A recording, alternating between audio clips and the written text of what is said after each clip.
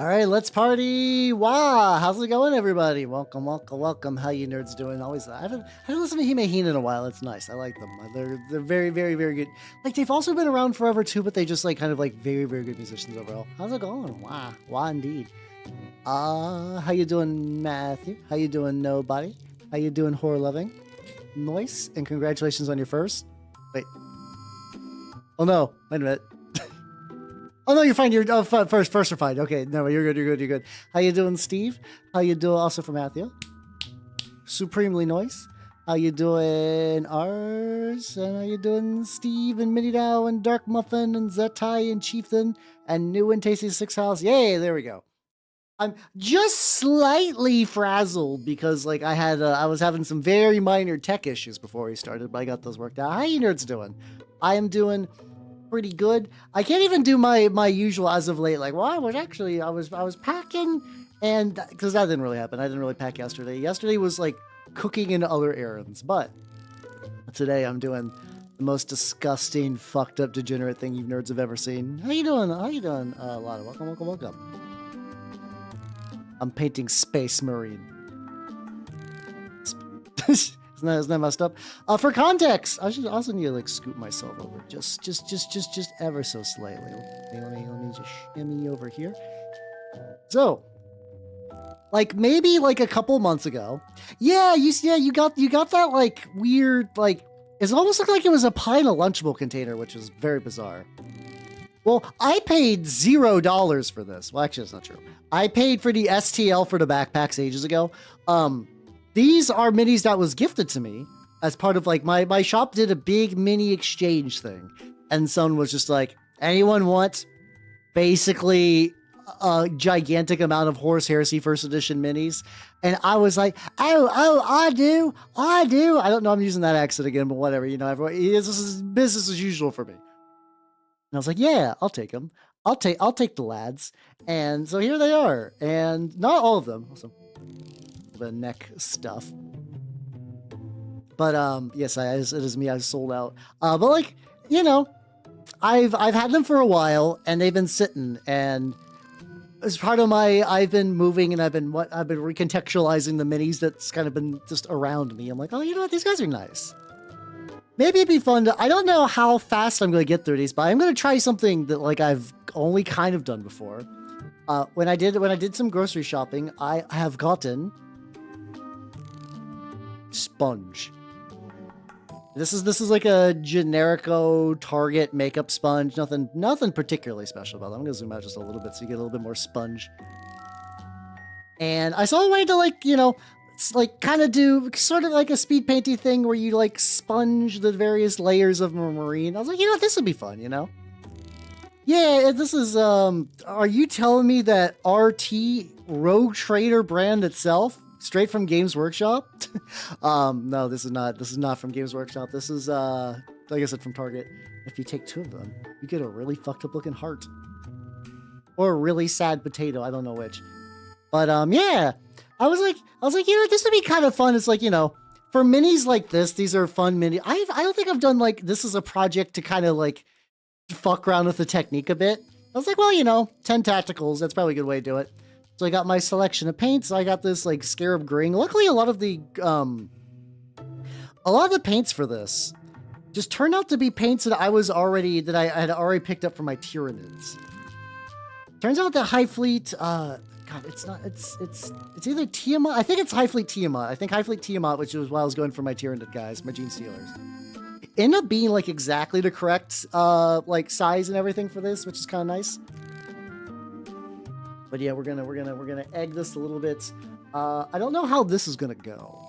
I don't necessarily know how well this is gonna go, but I figure this will be fun to try out. Fun to try out. So I'm getting a little bit of my palette, getting it all mixed up and whatnot. God, my brushes are crusty as shit. They're super duper. They're super duper duper big cling. Got a lot of stuff. Oh yeah, I should mention it. How you doing, Sam? How you doing? Once again, you are like exactly right on time. Like, I would argue you're not late. No one's ever really late in my stream unless they actually are like, I got here and I'm mid-raid. That's really about the only time I would say you could be late. Oh, but yeah, oh yeah, I was about to mention, I got some good news as well. I got some good news for everyone. It's not guaranteed yet, but I'm going to be doing a tour for an apartment soon. So I will keep you all posted on that. I believe it should be within the next 2 days or so. And then with that, we should be like part of the first step of rehousing the elf.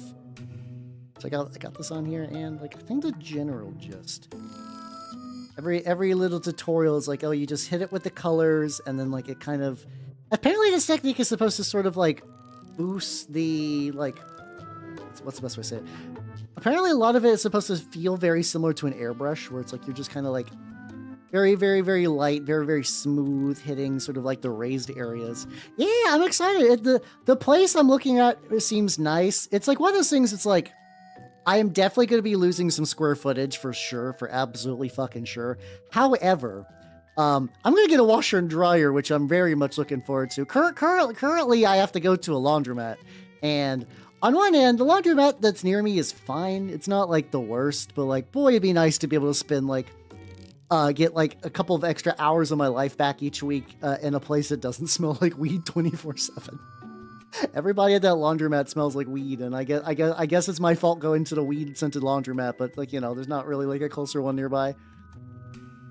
Oh yeah, I believe so. Like, this is one of those places I think is like, oh yeah, you can bring like cats and dogs and stuff. So I don't believe I'll have a snake issue. I also need to get a slightly smaller sponge to hit these like little interior areas. Technically, could have even maybe used a sponge to like maybe just use the sponge in general, but whatever. Yeah, it's like because like originally the place I'm renting did not come with a washer, a dryer, or a dishwasher, and eventually I got like a little mini desktop one, like the little like just kitchen counter one, and that turned out pretty good. But yeah, I would like a full-sizer. That for a full-size washer and dryer, then also just like full-size dishwasher, and then also just like a washer and dryer would be pretty baller. Yeah, that's a nice thing about Nanners is I legitimately can be like, yo, how do you feel about fish?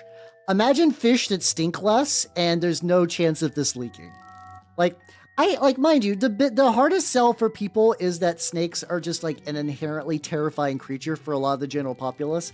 I understand that I'm built wrong. So like I see horrible critters and be like, oh, I don't think snakes are that scary anyway though, but like, you know, I'm fully cognizant that I am very much against like what the general populace believes. I'm very much against the general populace. So like I get it. I totally get that other people are terrified of snakes. But like, if you're not terrified of snakes, they literally are like super duper low maintenance. They're pretty great. So far this turned out pretty good. How you doing, Turtle Sages? How you doing? You ever be up in the club sponging your Sons of Horus? I am. Okay, so far this is going pretty good. So these are going to be Sons of Horus. I'll wait till the ad break and I'll explain my thought process for them. Wait, you can put giant text? Okay, I just saw on Sunday we rated Big Nose Bug, and they're doing another stream, and I did not realize that you could like do like HTML trickery or whatever, maybe probably more like marker text trickery to make the text gigantic, because I just saw bug in like gigantic fucking caps. I'm like, huh, I could have been doing that this entire time, huh? Neat. Oh yeah. So for context, so when these models were given to me, these were done in the Sons of Horus style. What do you... Oh, you're doing a horse thing. I was like, what the fuck are you talking about? Oh, okay. I mean, you know, every Space Marine is a horse anyway. You know, they got their little cutie marks on their shoulders. It's fine. It's the same thing. But what's it called? But basically, the when I got these, they were painted up Sons of Horus style. Got like a little weird nubbin on that shoulder. Which this might be a couple little bits of that, like, oh, I cannot tell that there's a defect on these models until you prime them. These were put together incredibly scuffly, so there's gonna be a bit of jank. Legitimately, was just like straight up like alert bug. A bug is rapidly approaching your vicinity. So luckily, if I see like a weird lump like that, I have the paint on black primer, I can just kind of go back and just hit it over with that, and I'll come back to this later. Hey, did say, how you doing? I'm painting me Sons of Horus. So yeah, so these were originally done Sons of Horus style when I received them, and I've considered doing similar things before. I remember way back in the day, I was gifted. That was so for the guy who gave me a bunch of his like marine stuff really cheap because his wife did It's Them or Me to his backlog, and I remember they were like a lot of them were sort of like one base coat primed to be like Dark Angels colors, and I remember if I really settled on like oh, mini painting is going to be a thing I'm going to get back into again because I was into mini painting back in the War Machine days. I took like a huge ass fucking break, and then I came back back in like 2019 prior to becoming a VTuber, but like just in the right time that when I decided to become a VTuber. It's still funny that my goal of the VTuber originally was just to like keep painting my backlog. And that's funny because it's the one thing I'm like objectively succeeding as a VTuber. Like my backlog is getting painted. Maybe not the same rate I obtain new minis, but goddamn is my backlog getting painted, and it is sweet. Backlog, like I said, it's like doing all right. I'm not gonna pretend like I have the smallest backlog ever. Also, I'm gonna do a bit of advanced knifery. Hold on. Let's see what happens if I can I just like cut this knife in half? I mean, this like. I wanted to get the little foams on sticks, but I really don't got like. I only got a couple of them, but like I couldn't find a replacement thing at the store, so I'm holding on to those for as like long as I elvenly can. I'm gonna try to use these little bits, I guess. Hey, it's all good. To be fair, you are standing on the shoulders of giants who have done the exact same thing over the years, where they're like, "What the fuck is this?" And it's an initiation process. Don't worry, you're fine. You're fine. I think it also do this too. This is closer to the type of sponging I've tried to do before, but I think it's because I've always used that like the little ripped foam style of sponging, which I've never been like super duper keen on. I don't like this. I kind of like this makeup sponge. It's got a bit more to it. It's got a bit more pizzazz. How you doing, Black Roses? How you doing? Welcome. Girls version of history was a spiky horse. I feel like that's like I kind of always love those like a feral or low tech world just tries to interpret what the fuck the Imperium is doing, and it's all just buck wild. Like for years I've had I kind of really want to do a Dark Heresy campaign set on a feudal world. Basically, like a feudal world was sort of like rediscovered after like untold number of years, and the Imperium is like, well, shit. You're gonna be a great Forge World. You got like so much fucking mineral. You got so much mineral. How you doing, Lunar Wind? How you doing? Look at me. I'm painting a lunar wolves. That's not true. These guys are 100% Sons of Horus. I'm actually getting to that point now where the in Galaxy, is it Galaxy in Flames? I think it's the third one.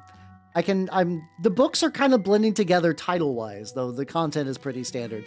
Where good old Locan and crew are on Isfahan, and they're getting their shit fucked up because, I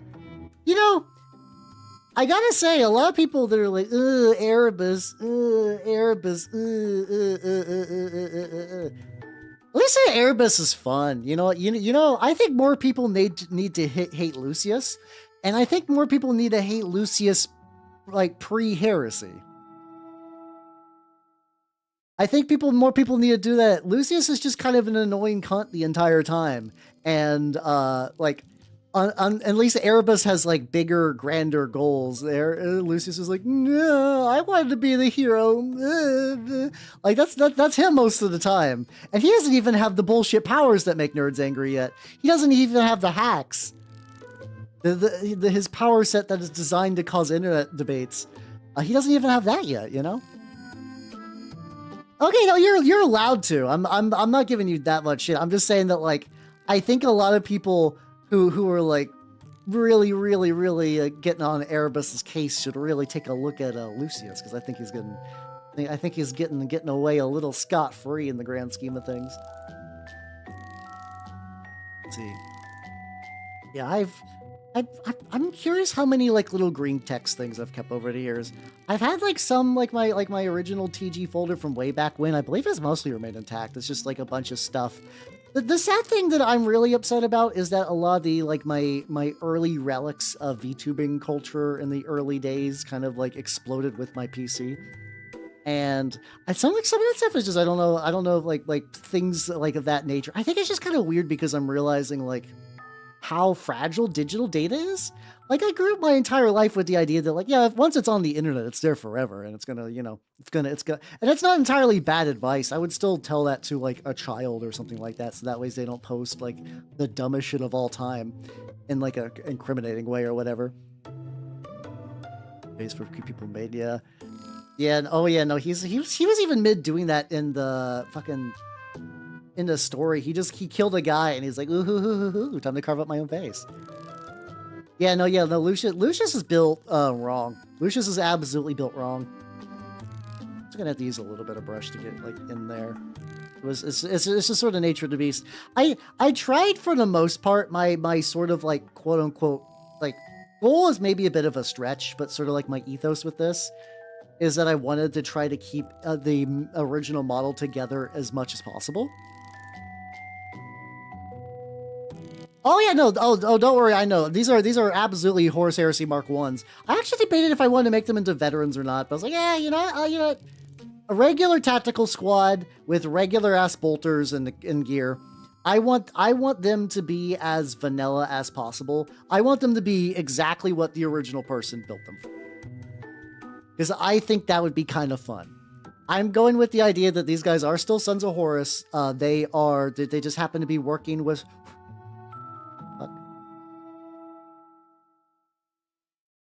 Yeah, there's like a weird piece of plastic on there. That they're just like I won't do like a whole allied detachment or whatever, but I'm just going to do that thing where it's like, yeah, you know, they hang. How you doing, Noodles? How you doing? Yeah, at least Hachama is still... She's in that really weird limbo zone for a VTuber where it's like, on one hand, if she graduated, that would be like a form of closure. But on the other hand, because she's like never formally graduates, she just kind of gets like sad or busy or whatever. She just kind of... She can always come back. I still think it's interesting. I just think really, really like Stuckatash kind of style. But like, I'm very, very curious if, like, Suzuhara Lulu came back. I'm like, is that gonna open shit up? Like, are other people, do you think, I wonder if, like, other people will, like, follow in her footsteps and potentially come out of retirement? It's possible, you know? How you doing, Troy? Exactly. Thucker and Thuckatash! It's every now and then I'll do shit like that, and I don't know why. I'm not even, like, a Looney Tunes guy. These are turning out pretty alright so far. I have like a couple layers built in mine. I'm gonna be like really rough. Supposedly, sometimes like the style is like, oh yes, it's grimdark sponging in a way that's like kind of coat but kind of not. Well, the thing is, Amelia Watson, I think specifically was like, I am retiring, but like I'll be around for merch and like if there's like a big concert, if I want to do like a funky little like, hey, I'm back for this one concert. Here's my musical number. All right, back into the void. Wink, wink, wink, wink, wink, wink, wink, wink, wink, wink, wink, wink, wink, wink. I think Hachama is still around. Like I think Hachama is still like Hachama is active. Like she's still an on salary cast whatever like Hololive member. I just don't think because she's always kind of been in that weird spot too because she was like. Early on in VTubing to me, she was always like, I'm in college. Like, my thing is that, like, yeah, I speak English better than everyone else, which is, like, at the time was not a big bar. Her Hachama's English, this is no fault of hers. My Japanese is significantly less great than anything Hachama can do for English. But, like, what's it called? But yeah, no, it's like that she's always was kind of like, yeah, you know, she's a student. That was kind of like, there was also like kind of the earlier gens, there's a bit less pressure for a lot of stuff too. You could just be like, yeah, I'm like a student, or like, I play video games sometimes, and that's really about it. How you doing, Big Buck AM? How you doing? To be fair, in your defense, like, it's not like there's like a good VTuber history. I'm sure someday somebody is going to write the VTuber video essay, and it's tricky because, like, a lot of that is lost. Like, or even just like kind of like sometimes it's fallen out of popular like consciousness. Sometimes it's just like that info is just gone because like a lot of VTubers when they graduate, you know, their channel's got to get nuked. So it's like that's history is gone. Like Kiryu Koko did incredible things for what would eventually be paving the way for corporate English VTubing. But like if you don't find somebody who archived her shit, that's gone. That is just missing history. Let's have to keep making that face. I mean, kind of, because like for a while, sometimes it was true though. It's just that like no one really considered the idea that like posting data gets expensive and sometimes you stop. Yeah, VTubers, I mean, that kind of is like a set of lost media. That's not wrong. And also you get shit like, hey, here's like a fun vibe check for how long you've been VTubing. Who here remembers that Hololive had a Chinese branch at one point? Yeah, a ROM site, yes, I'm sure. That's one of those things I'm like, that's probably true. There's probably a ROM site going down at any given moment, you know? I mean, the thing is like there are. You can like set up things to like archive at a schedule. You can do that. But like for the longest time, it's like, why would they take down all the live streams of a VTuber? Or you're like, why would I think to archive that? Like, oh yes, like Coco Kiryu, just like, I don't know, just plain Arc. Like there's like a million streams back in the day of her playing Arc. Not like an individual stream isn't special. So you're like, well, you know, I might back up one that I really liked. Or like, you know, I've backed up a series I liked, or like this one was like a big collab and I liked the other person more, so I'll back this up. And it's like that's a series of things, and then, you know, just one day the channel's gone and you're like, oh shit. Great West Taiwan incident, indeed. It's like that's a whole thing. Like you could be a VTuber that starts in like 2020, even like as late as like 2020, like late 2020, early 2021, and have no idea about that. And I don't blame anyone for not, because that info, like Hololive's not going to talk about that shit. The talents aren't going to talk about that shit. The people that do clips, like there's not very many of them that are going to be like real fucking gung-ho about that, you know? Yeah, the forbidden Mayouchup or whatever. I just made one for random. I don't exactly know what the reference you're making there, but I'm sure it's very legit and real. Like I'm sponging except for this little bit, like the chest pieces. I don't really have like a good option to get around there, so I'm just gonna like do something like this and hope for the best. We'll find out. Hololive. I mean, that's also fair too. This is also like an inherently weird thing where it's like, you know, there are a million clicks within VTubing, and I don't even mean that in like a Mean Girls kind of like, oh my god, can you hear? Did he hear about that? Oh my god, it's like, you know, there's just a million VTubers out there, and like you could follow me and like a couple people I know. And that would be more than enough to satisfy every VTuber need you possibly need, you know? And like, that means you could still like, you know, it's a similar to a thought I've had about, like the idea of, like somebody who plays nothing but Dungeons and Dragons 2nd edition. Let's say they've been playing Dungeons and Dragons 2nd edition since the 80s. They know, actually, I think 2nd edition was like okay, they've been playing since like the 90s and whatever, sure. They've been playing since the 90s. They know it really, really, really well. Like, they know every splat book. They know every, like, you know, every adventure. They know every setting. They've done extensive homebrewing. They've GM, they've played, they've done basically all the shit. Would you consider them an expert about tabletop RPGs? On one hand, they are somebody who demonstrably put in a lot of skill and work into one of them, and they're very knowledgeable. And, you know, they can bring in a new player and make them have a fun time. I'm not even going to act like they're like a mean grog or anything. I think, oh, you don't even tell how you doing. In this example, I'm going with the idea that they are like genuinely a nice, caring person who is willing to like, you know, bring people into their hobbies. But then imagine somebody else who is like, you know, they only play indie TRPG.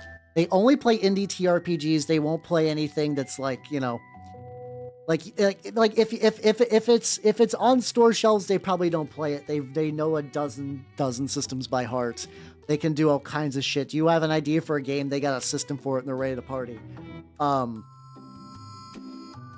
Like you would probably also consider them potentially like an expert in TRPGs, but still very different types of people. You know, I think about that a lot.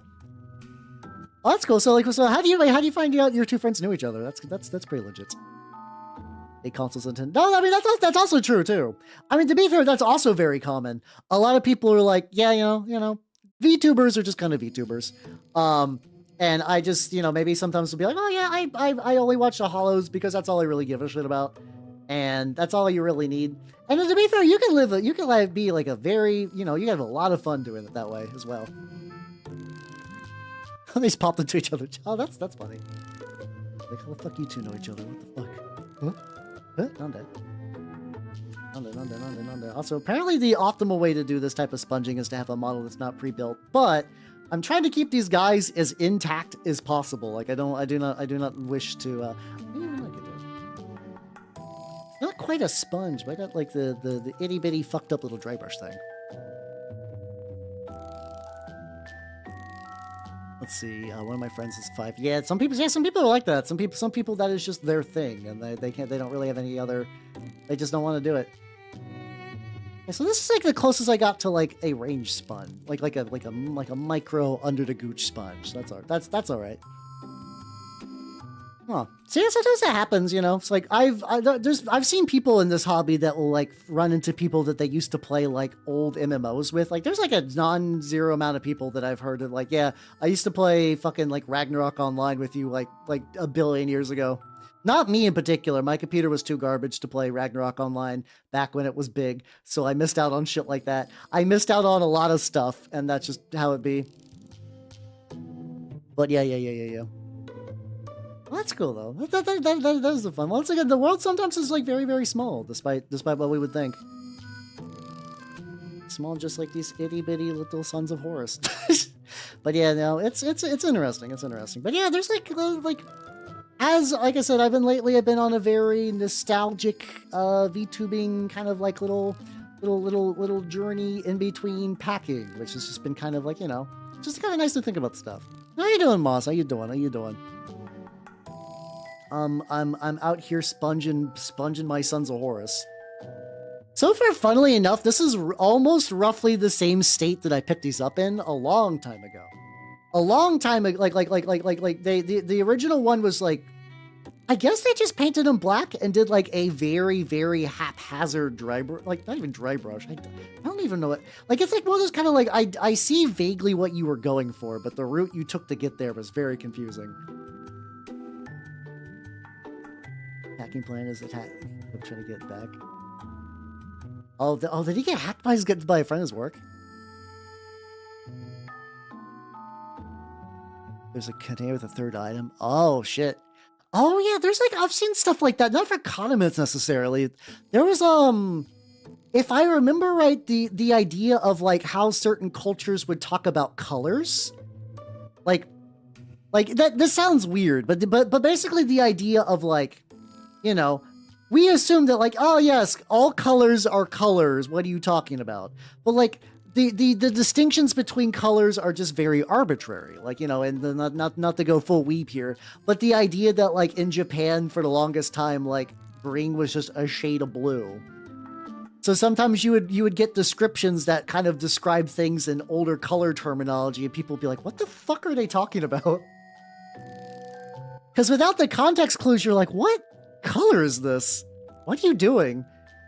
Not that they were doing anything wrong. It's just that like at the time they're like, ah, yes. Like I think the idea of like sometimes referring to like the sea as a red, just because of like a fucking like like late night ocean thing. How you doing, Bunny? How you doing? What about eating gravel? No. Don't look crazy off. Oh, that's fucking awful. Yeah, I hate card scalpers. I hate them a lot. I'm very much like I like to play card games. Well, sometimes, So, sometimes I don't like to play card games, but I still have them. Wow. Yeah, that's kind of fucked up. Like, I'm glad that that's like a kind of a happy. I guess that's kind of a happy ending, maybe. I don't know. Also, I eventually want this guy to have a big ol' fucking rat, like red fist. Hey, these are not rats. These are proud sons of the War Master. Thank you very much. So I think I'm debating, like, really for me right now is learning, like, how... I have a very strange... I'm gonna do something potentially weird. So, like, I don't need the vast majority of, like, the boob shape on this sponge.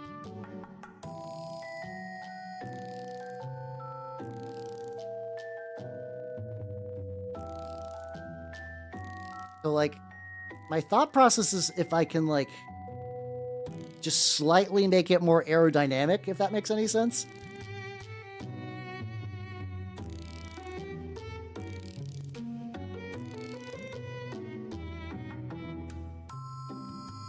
Also does give me a little bit more sponge to work with later if I want to.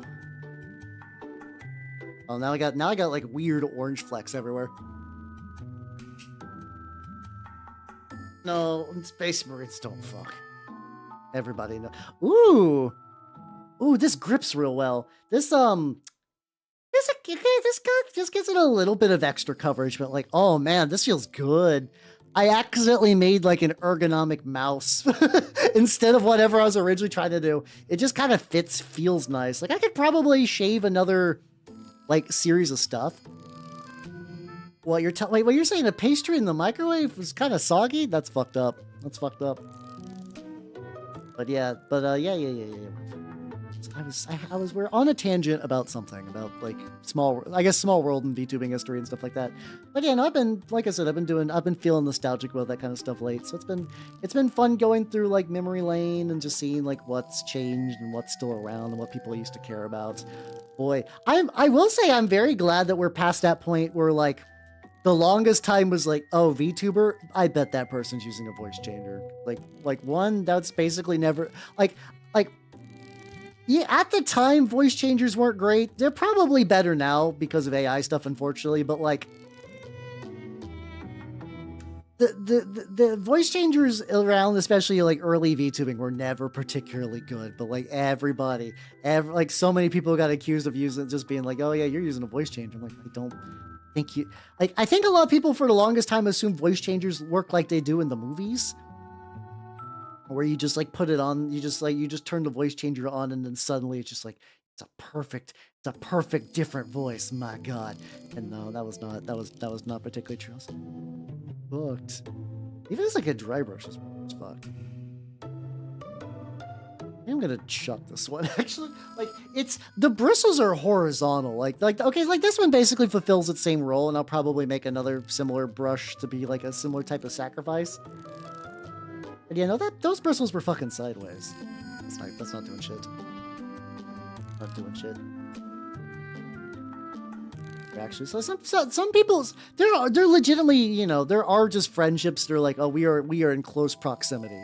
Like I know people that like I became friends with because like they were there, and like sometimes that's enough, especially when like you're younger. You're like, oh, fuck it.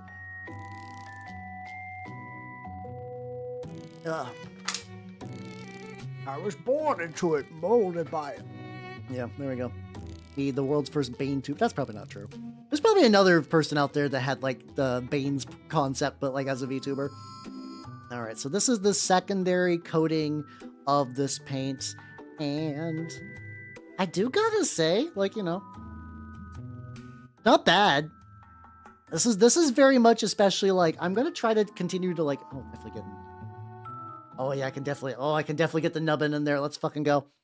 I can't be as aggressive with the nubbin come like the lighter highlights, because I'm gonna be doing a similar thing where it's like you just kind of hit the raised areas, because like the color I'm really looking forward to is I got this Pro Acryl Green Oxide, and I feel like it's gonna fuck immensely hard. I think it's gonna fuck immensely hard for like a Sons of Horus scheme. That was another thing too. It's like, you know, I thought this would be a fun scheme to do, in addition just the fact that like it was, you know, these guys were originally Sons of Horus, and Sons of Horus they will remain. Also, I've been like I said, it just got to the point where it's like the Istvan bomb. I kind of forgot how bad virus bombs were, and they're like everybody was reverted to soup, and then they set the soup on fire. I'm like, damn. Hold on. I think I'm gonna mod this little.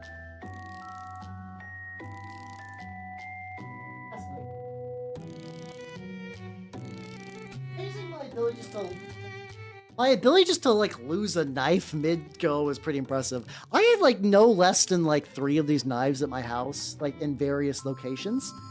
Like, I'm not even like one of those like, yeah, like you never know when someone's gonna come in. You gotta prepare. You gotta be tactically ready.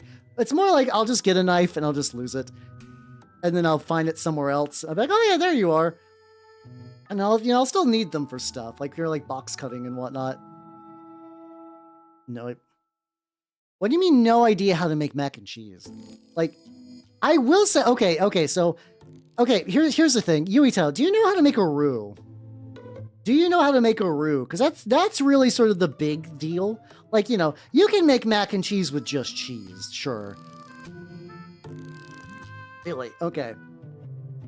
I guess that kind of makes sense. It is a very, like... At least to me, it always felt like a quintessentially American food. I don't know. It's, I believe it's RUE. It's French. It's French. Basically, what you do is in the simplest terms, you take, flour. You take flour and butter. You basically take, like, maybe, like, a tablespoon or 2 of butter. And then you take, like, a tablespoon or 2 of flour.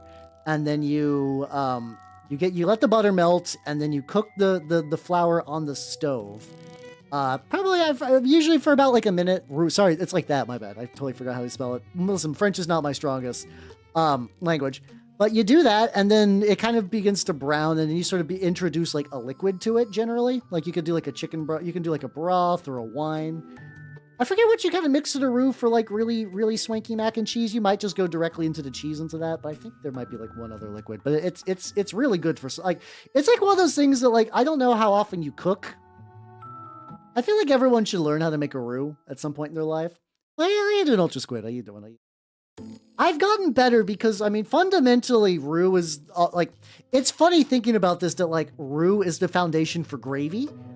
And, like, in my brain, like, roux, fancy, very, very, very, very high spec, like, luxurious thing. It's French. It's cuisine. Gravy. Made by hillbillies, mostly beef and fat. Tasty. Gain 300 pounds. Like the contrast between them is very different, but fundamentally the foundational work of the two is the same. If you could make a good grilled cheese, you could probably make it. You could make a good, like I said, once again, mac and cheese is also, at least in the States, something that like children can make. Mind you, a lot of times children make the like out of a container version, but like, you can do it. You can make it real, I believe. Yeah, that's like mostly a lot of people make it just like out of the back of the box, and that's fine, German's my strongest language. I can see that. Yeah, no, I get like German's just kind of an inherently like, it's weird. It's like prior to growing up, I was like, man, German's always like a really like aggressive sounding language. But like honestly, have like a very pretty lady speaking German, you're gonna be like, wow. The most beautiful language I've ever heard. That'll change your mind real quick. How you doing, visit? Welcome, everybody. Welcome. If you do not know me, I'm Halbernot, the Mimic Elf miniature painting VTuber of the Nurgle and Skaven variety. How you doing, Michael Paints Minis as well? What are you working on? Visit? I will fully admit that I am mostly sponging today. So I was gifted a bunch of these first edition Horus Heresy tacticals, like Mark IIIs. The backpacks I 3D printed because the ones... whoever Games Workshop who thought the idea that a backpack should be split in half so that way you could fuck up the vents. The vents were too fucked up for me to salvage. I really tried. Oh shit, you're doing tech priest. Let's fucking go. Hell yeah. But yeah, I was gifted a bunch of these boys, and I was like, you know what? I normally do word bearers if I'm doing heresy stuff. Yeah, okay, hold on, let me give me like one quick sec. I need to show everyone. They hold on, BRB. This will take like a second.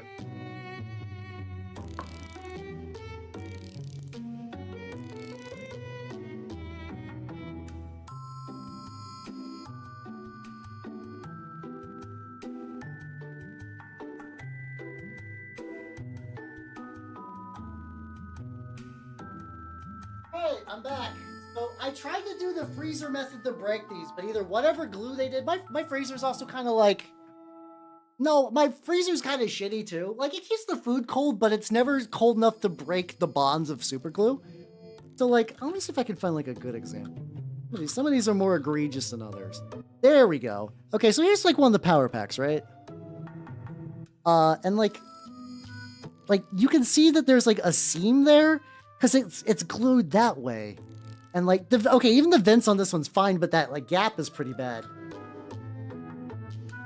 Then you have ones like this, where it's like the vent is just like off center really badly. And I so wanted to like try to freeze it and like break it apart, but like whatever glue they use just really locked those fuckers in. And like if you try to rip it apart, sometimes it just tears. It just tears the material. Oh my god. Hold on. I don't give a shit about this one. I can fuck it up. Is that a third part? Is there do you have the fucking glue on the vent? Oh my god, why? Oh, get them out. Get these on my face. Get these out of my face. So, that's not great. So I 3D printed some new ones. Otherwise, I've been trying to keep like the general like look and coloration and literally everything else from the originals. Because I thought that would be like a fun thing to do. To just kind of like, you know, I want to stick to the original idea when sometimes like usually when I buy used minis, I'll convert them to like whatever like color project I'm working on. But this was like, you know, this is a whole army, and it was like, I think it'd be fun to do them right, I guess. I don't know, that's my thought for there. I'm also right now this is just all Scarab Green from Warpaint's Fanatic. I'm gonna be switching to other colors before too long, don't worry. But yeah, that was like a decent amount of stuff where it was like, I got those, I got some assault, I had like a bunch of like old resin, like swords and guns and stuff. Some old Sons of Horus helmets, which were pretty neat. But they're like, clearly like cause like, so Horus Heresy is a very funny game. We're like, how's how you doing, Valkyrie? How you doing? Welcome. I'm sponging, sponge Horus me, Bob. I'm sponging my Sons of Horus. But like, basically, because like right now in Horus Heresy, it is basically 40k historicals. There's like very specific marks of armor that were in very specific parts of the heresy and the very specific order. And if you deviate from those, you're a freak and you're wrong, and you should be punished in a public square. You should be flogged. But like, people used to give less of a shit about that early on. So yeah, fuck it. Just take some, like, you can bring your 40k minis in and just kind of like, you know, heresy them up a bit, and that'll pretty much get the gist across. So like, there's some minis from that was like, this is clearly like Mark 7s, but with like different helmets and some other shit, like power packs from like 40k stuff that's kind of mixed into that a lot. These guys are like pretty like quote unquote correctly built. Yeah, I mean, if you want to be flogged, you can just ask for it. Well, no, that's promise. If you ask for it, then they're not going to want to. I don't know. I guess that is a very like Slaneshi thing to do. Just be like, no, I painted the minis wrong. Oh, don't yell at me. Oh, some people are like that. You know, you're allowed to do that. Morally, that's not like a crime. I will sternly look at you with condemnation. But like, you know, you're fine. You're legally allowed to do that. Okay, now that I've also... So now that I've ripped one of these sponges like in like this, I can actually kind of go in there and like...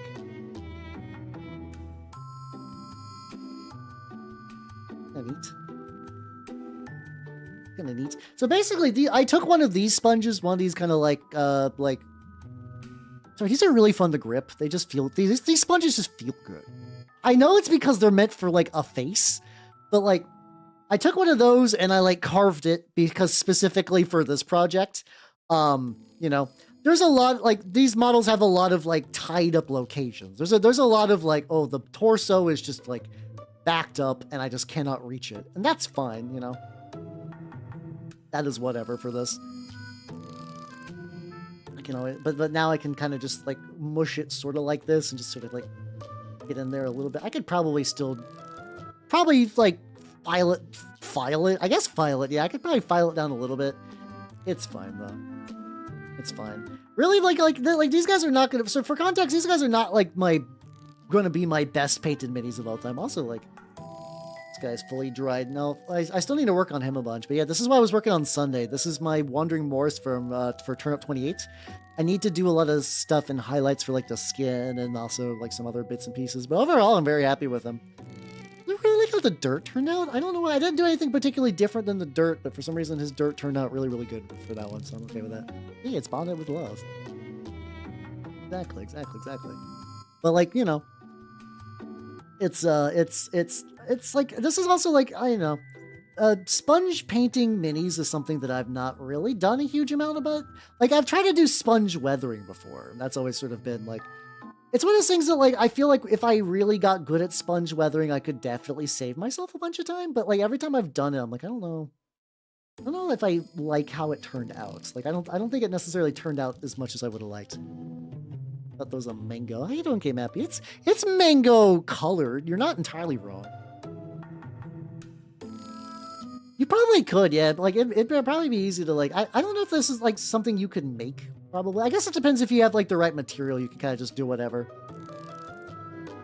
But yeah, how you doing, K-Mappy? How you doing? I am, sponging me Horus. There you go. I want to try to do so, like, in order to still tie it somewhat to my Horus Heresy things, I'm thinking about eventually just, like, I don't know if I'm going to make it consistent, but I like the idea of making, like, one random body part red. Like, maybe, like, a red knee or, like, a red shoulder pad. Definitely the sergeant. He's got a red fist. Like, his fist is big. There's no, like, you know, I feel like if I didn't make his big-ass power fist red, I'd make myself sad. I'd make myself sad 100%. But yeah, no, I'm taking this delicious mango. I'm just kind of doing that. Yeah, let's go.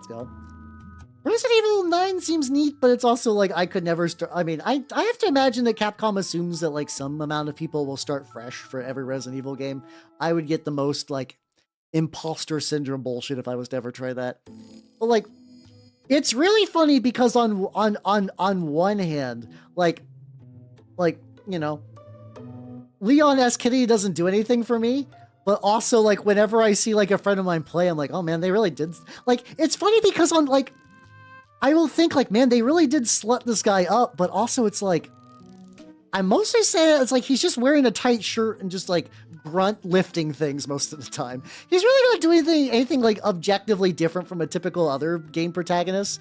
I don't know if they just found, like, a fun way to sort of, like, exaggerate that for just kind of, like visual appeal. Like, I just remember there's a scene I saw. This isn't like a spoiler really or anything. There's just like a chest of drawers, you know. You're playing a survival horror game. You see a chest of drawers. You're like, oh, cool. Healing items. Boy, I would love some healing items in this chest of drawers. And then it's like, okay. And then the way Leon S. Kennedy opens the chest of drawers is he like takes his fire axe and he like shoves it in there and he goes like, ugh, and like flexes and goes like, ugh, and like pulls it out. Just pulls the door open. He pulls out his dick, but like pulls the door open and like just super grunts all the time. I'm like, Jesus Christ, they're really going for it in this game, aren't they? Okay. Yeah, apparently it's supposed to be extra scary, even compared to so like. I know there's a kind of a weird thing where like Resident Evil as a franchise really kind of rides that line. Like, is this a survival horror game? Is this a horror action game? And like, depending on the entry, it could really go both ways. It is him, the Leon Sex Kennedy. Phrase that I've heard from Henamimi, and it's been burrow. It's like a lot of words that Henamimi says just burrow into my brain. And I'm like, this is just there forever now, I guess. Thanks Hen of Mimi. But yeah, apparently this one is supposed to be really fucking scary, and I don't know why. Like, I don't believe there's ever going to be a, like, how plays every single Resident Evil game, because that is like you know, even if I just stuck to main lines, I feel like that is like, that would be the entirety of 2026 for me. Like, it would just be that. And, it's doing better. The flexing is working. Yeah, I mean, it kind of. I mean, to be fair, for the last game, like they gave him, there was like a new pro tag who was supposed to be like a kind of like regular dude. I know some very light spoilers where I think his regular dudeness gets kind of fucked up by reasons outside his control. But like, I was always the impression that like new guy Ethan Winters. Oh, he's dead. Okay. Well, never mind then. Like, you know, I was under the impression that he was like supposed to be just like a dude, which makes him very different from like everybody else up until that point. Because by the time you get to like late Resident Evils, it's like, you know, everyone's like fucking like special agent, super cool guy. Died. I guess you also do have to clarify that. I was like he like what do you mean died? Oh yeah, no, this is a game with zombies in it. This is a game where a lot of people come back from the dead because of like zombie nanomachines, son. So that's fair. Okay, that's good to know. Well, that's not like a major spoiler for a lot of people, but like you know, whatever. There's not much I can do about that. Supposed to like what I'm vaguely aware of Wesker as like a sort of like mean entity where he just doesn't die and just kind of like fucks around, does like weird stuff. Gotcha. How you doing, Jay? How you doing? I'm sponging me bobs. This is actually kind of a cool yeah, just barely got missed out. You know, better, you know, it's always the luck of the draw, really, if you think about it. But it's like, what was I about to say? This is kind of nice, though. Like, this is like, I have to imagine if, like, you know, Horus Heresy is one of those games that's like, all right, you should play this really fun game. It's got a lot of player expression in terms of rules and models, and like, you know, you can simulate so much, and there's like Zone Mortalis, and then some people do like a lot of really creative all like multi-day events in the setting, and you're like, wow, that's cool. And they're like, okay, paint 1,000,000 models now. What? Yeah, paint 1,000,000 models. Like, you know, like as opposed to a gray tie to somebody was like, all right, I prime my minis black. And then I did this. And I'm like, wow, they already look like getting there. Like, you know, I would, if I was playing against somebody and they had an entire army at this quality, I'd be all right with it. I'm torn because on one hand, like, I don't think I'd ever refuse to play someone with like unpainted models. Like, I play people with unpainted. Like my armies are generally like fully painted, but like I have like one occasionally that'll like slip out, and that's not the biggest deal. And like I'm pretty lax on most things. I do prefer playing against painted models. It's one of those things that does genuinely elevate the experience. But like I'm also like pretty, you know, paint as much as you can, as good as you can, and just try your best. How you doing, Huggy? Big stretch ego. My water near too.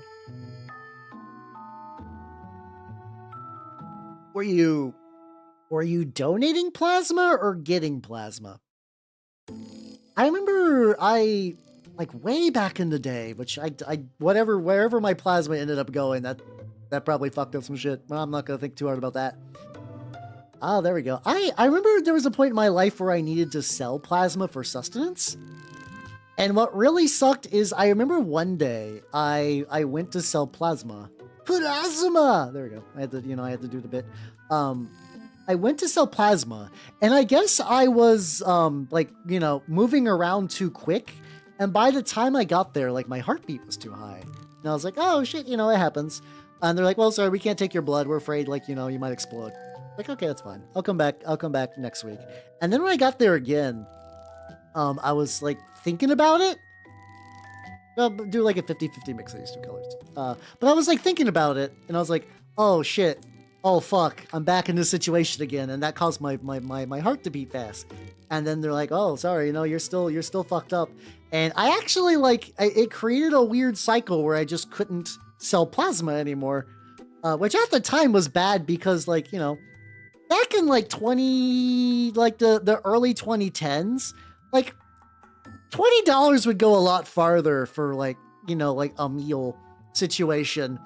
Like now that's like, unfortunately seems to be like one fast food meal, $20, but like, I feel like especially like at the time I could get a lot for that. So I was like, well, this is unfortunate. I mean, that advice like several years ago would be good. How you doing? How you doing? How you doing, Possum? Thank you for the follow. Welcome to the workshop. Hey, wait a minute. Hold on. Wait a minute. I think I know your ass. Wait a minute. Oh shit! Are you fucking Adric Possum? Hell yeah! Let's go. Good work. Hell yeah.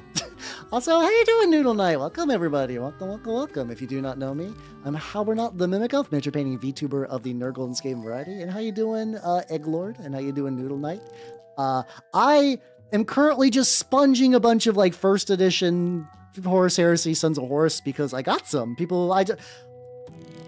If you've ever get the chance to try to organize like a local mini swap, because that is the greatest shit ever. Like, just like, you know, everybody's got like a bunch of shit in your backlog. Try to organize like your club together to exchange that. I ended up with a bunch of stuff. Yeah, I do. I don't have any Nurgle things actively on my desk right now. I do a lot of like Turnip 28 though. Like this is still not done yet, but it's getting there. It looks great, thank you. Yeah, this is my Turnip 28 garlic catapult guy. He's like needs like a little bit more work. What else do I desk right now? Ooh, hell yeah, let's go. Agents always seem really, really neat, but that's like a whole ass other army. That's a lot of stuff. So I did not double check what you were. Oh, well, shit, what are you working on? What are you working on? What are you working on, Noodle? What are you working on? I am doing good. So basically, like I said, I got a bunch of these for free, more or less. I traded in some models, but like not directly. It was like a nice swap thing. But I got like 1 billion of these guys. And I was like, okay, I'm gonna try out some like sponging. I'm gonna try some sponging to see how that works. Oh, see, I love Nurgle stuff. I love my minis to be extra gross and fucked up. But I also do word bearers too. So like, this is my latest. There we go. Here's some Black Grail from Trench Crusade. I also do a lot. I paint Warhammer minis sometimes, but I also like Trench Crusade, sort of like my main shit. What's you doing, Libertine? How you doing? Oh, yeah, these power packs need to be 3D printed because, like, I try to keep these guys as, like, vanilla as possible. And what does that how to do? I paint rats. I do. Sometimes I do. Hey, how you doing, Sigrid and/or Bird? Whichever one of you two nerds is. How you doing? Oh, fuck yeah, Night Lords are cool. Dark Angels are cool, too. I just think Night Lords are cooler. And also Egg Lord. Thank you for the follow. Welcome to the workshop. I'm partial to word bears because I find them to be, I really like them in the heresy books, and also they're just fun, you know. I like the demons, I like the chaos. They're sort of my favorites. Ooh, actually, this mix has turned out real nice. Tricky thing is like there's like a little bit of like overhang where it's like I can't quite reach in just because of the power pack. Yeah. Oh yeah. Did you see the Sigrid and/or Bird? Did you see the new Night Lords? Like they're doing like a start collecting box for them recently. It's got like it's got basically all of the Night Lords Nemesis Claw kill team in it. It's got some Chosen. It's like pretty solid.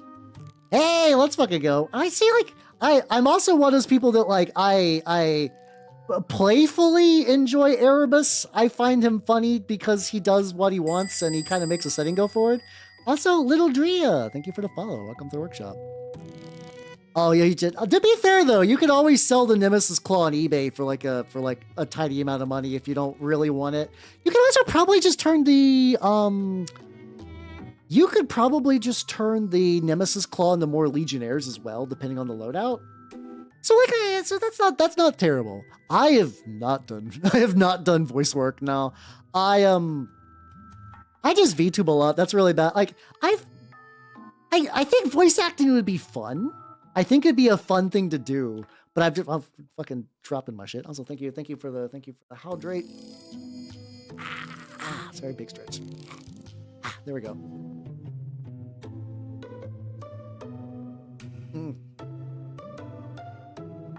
But yeah, no, I've not really done any like formal voice acting stuff. I think it'd be fun though. Oh shit! Speaking of that, this is semi-related. So that like, unfortunately, now that I just started up Half-Life, that one there's a game that I've had saved for a while that's basically like taking ideas from Disco Elysium and kind of bringing them into like a fantasy setting. That I thought was really cool. Just came out, and I'm like, oh shit, I'm not prepared for that. I do not got time for that. So how you doing, Bartley? Welcome. How you doing? Yeah, thank you. I'm mostly a word bearer's boy, but I got a bunch of these guys, and they were already pre-painted in the scheme, and I was like, this would be fun to kind of stick to that. So I'm trying some shit out. I'm trying some sponging. I'm trying some. Really, sponging is probably most of what I'm trying out today. It's basically just kind of a way to see, like, can I quickly paint a bunch of Legionnaires because, dear Lord, fucking Horus Heresy needs a million billion models. The lore minds until painters. Hey, don't worry. Listen. I've been doing this VTube and shit for a while. I hydrate plenty. I also want those people that was smart and put a 5-minute timer in my hydrate so people would not make me just fucking explode. I am going to be reading Apostle next. Apostle is so like my current book is my reading order is really weird, but I'm just now getting to like the original 3 Horus Heresy books. So I'm doing, I believe, Galaxy in Flames, the Isfahan Massacre one. I can never remember the title of it. And it's been fun. I'm kind of ready to leave the Heresy for a bit. I'm really excited about Apostle because I really like the premise of it. Hell yeah, a solid read is about all you can really hope for like 40k books. So like, yay, there we go. That's nice. Oh wait, I will absolutely say don't magnetize Marines. It's not worth it. Magnetize vehicles are great. I would not magnetize Marines. Like, I remember there's a friend of mine tried to magnetize like Fire Warriors or Pathfinders, I forget which. Basically like Tau kind of like, you know, regular gun dorks, and those fuckers would just slip off all the time. It was definitely not fucking worth it. Oh my god, that was not worth it. Yeah. They're so itty bitty, and it's like somebody put like the magnets were like so small that I can't, like, if I do that doesn't even really, like, if I try to show how small the magnets were for those Fire Warriors, it basically becomes a closed hand. Like, you just don't see anything if I try to show that. It was just fucking nuts. Oh god, no, don't do that. I don't think it's, to be fair, like, I don't think it's worth it. If you think you could do it and not go crazy, it's probably worth it. Yeah, my problem is that, like, I have been working on, I like doing Heresy minis, like, mostly like the hero units. Here, I can show you guys where's my guy at? I did a Word Bearers Saturnine Praetor recently. Let me put the light on screen. It's been a bit. And how you doing, Fuber? I have no idea what that means. But yeah, this is my lad. This is Argos, my lad. And he was fun to put together. But like, as opposed to him doing so many fucking just like dude with bolter took forever. Oh, thank you. I had a lot of fun with him. Those Daemonettes are from Bestiarum, if anyone ever wants it. Yeah, Calth Burns. Hell yeah, brother. I love doing the like, Calth as an act of self-defense. Yup. Like, I love taking like objectively wrong, nonsensical, like, I'm fully in the belief that the Word Bearers kind of fucked up in a lot of things, and it's funny just to kind of be like, yeah, so what? That's fine. They definitely done goofed, and that's why I love them. The interior's gonna be a little tricky with the sponge method. This is, if you're like, once again, if you're not using a mini that was already built, there's saner ways to sponge than what I'm doing right now. Oh god, yeah, no, I do a fuckload of turnip. I actually got some turnip guys on my desk right now that I'm actually kind of working on. Here, let me get them there. Yeah, exactly. It's like, it's fun. It's like, especially because so many people try to like justify, like, well, actually my Primarch is cool and smart and not an idiot. And like, I love Lorgar to pieces, but like, he fucks up so much. Oh my god. He's great though. He's what a lad. Okay, so for instance, this catapult is from Turnip. There we go. Also, this is not like a shilling thing, but I do have all my finished minis on Instagram if you ever want to go like deep into the vault on there. Yeah, then fucking Lorgar just be like, yeah, we sent over our nutters to fucking Calth. Yeah, this is a catapult. Sorry, Trebuchet, my bad. They're very different. For Turnip, what else do I got for Turnip? I got this guy, who's my Wandering Morris. He's basically going to lead a bunch of goofy little pets. Do I have any other cool Turnip? These guys are not turnip, but I've been happy with them lately. These guys are for Trench Crusade. These are some of my Great Hunger, horrible lads. Do I got any other turnip? Not really. A lot of my turnip models are in their case. Yeah, I have all my minis that are painted in like a travel case in my living room, so that way when I go to the shop, I just fucking leave. Oh, thank you, thank you, thank you. Yeah, I got a bunch, like, it's... Oh, yeah, these guys. So I did not build these guys. These guys came from the same swap meet as these guys. I did not... Okay, I got this entire brick. It was basically exactly the same, except that blade was missing, that guy was missing a head, and that guy was missing a head. I did with it, and I did magnetize it. So this is like a base of brutes. But yeah, if you've not looked into Turnip much, the rules are free. I have a link that for the version 17. There we go. That's how you doing, Casual Maker. How you doing? How you doing? Currently, the version of Turnip that most people are playing are version 18, which is like the kind of sort of playtest rules for newer stuff. But that'll still get you in the right direction. It's a very cool game, and I'm a big fan. I'm a big fan of Turnip. I evangelize the fuck out of tournaments. I've actually helped run a Turnip, like, tournament's a stretch, but it was like an all-day event. How you doing, Brian? How you doing? I'm sponging me bear. I'm sponging me sons. Like I'm so used to doing word bearers. I'm like, ah, yes, my beautiful green word bearers. I love my beautiful green word bearer. They are so nice and word bearer. Let's see. Yeah. The rules are free. You can use whatever models you want. It's pretty nice. So I am very much like I can't. So the only version of 40K I play is 3rd edition. With a buddy of mine. My big thing is that, like, I really like war games as, you know, I still like them as a game, but I need to be able to express myself through them. This is gonna sound like the most pretentious bullshit, but hear me out. Like, for me, the idea of, like, having, like, this is a data sheet, this is what's on there, take these very specific things, always run, like, the fucking, like, hero character for your faction because your faction needs them to work. I don't like that. Oh, no, 100%. There's legitimately, I use so many makeup products in all my minis. Like, straight up, I haven't used these for a while. They might be buried. I'll tell you another. How you doing? I have used nail slides for some Trench Crusade decorations. Because it turns out that, like, there's a lot of Catholic nail art out there. And if you want, like, a really cool shield that has, like, the Virgin Mary holding baby Jesus, did you add to your Trench Crusade person, you can straight up just do that very, very easily, and it's very nice.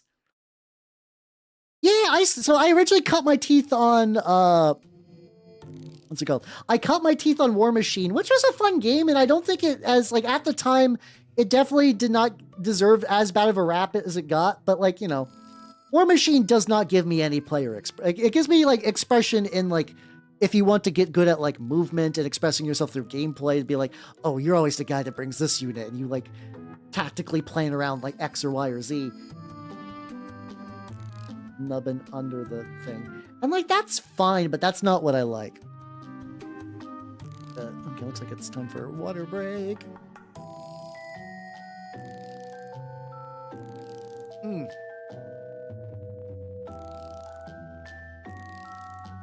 Let's go.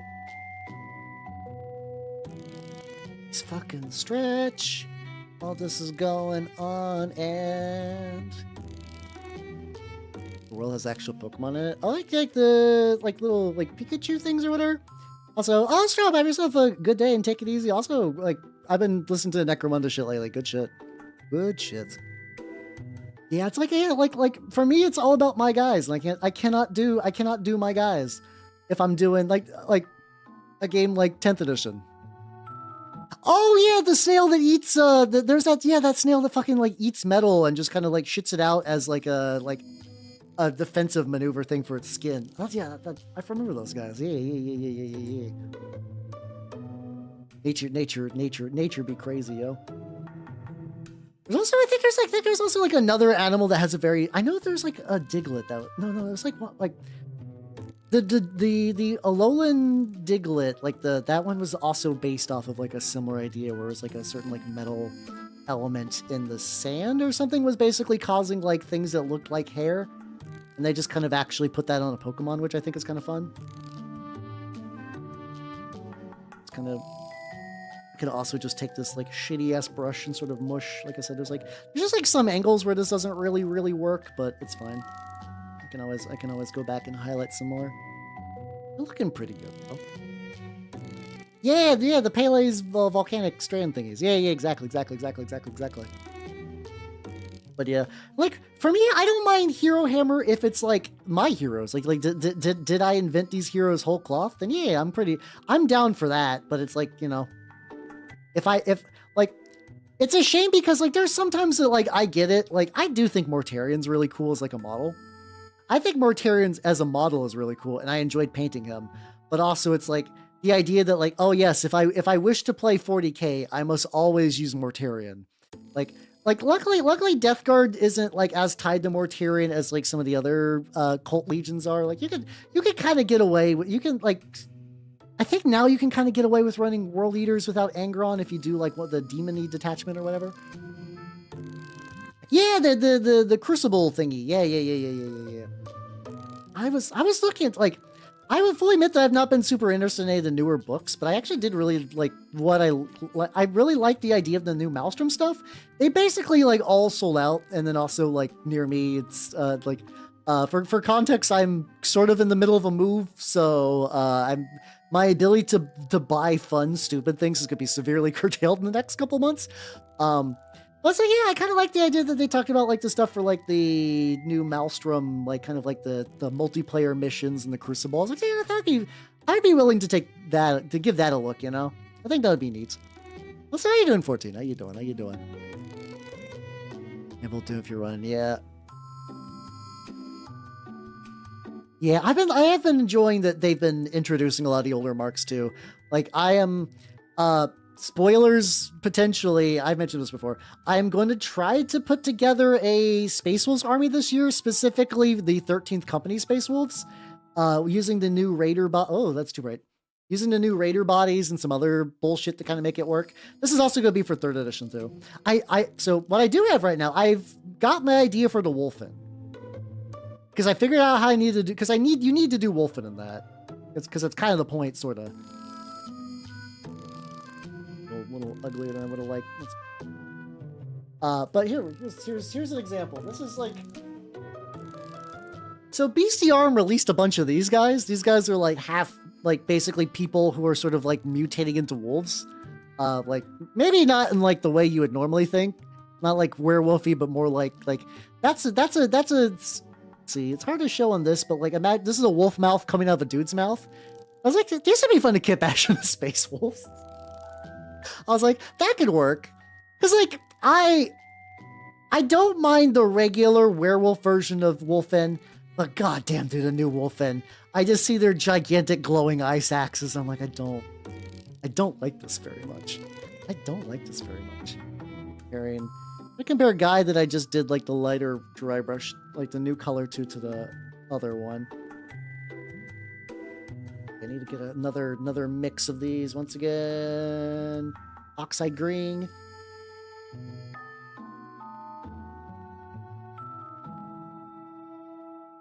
Yeah, because like if you look at the older Codex Eye of Terror, it's like, you know, they're fine. They are just fucking just like extra hairy space wolves. I'm also trying to do the idea that like I want to be able to use them as 13th Company or Chaos Space Marines dedicated to Khorne. And so like technically if I ever want to use these in modern 40k, Wolfen and Possess both use 40 millimeter bases.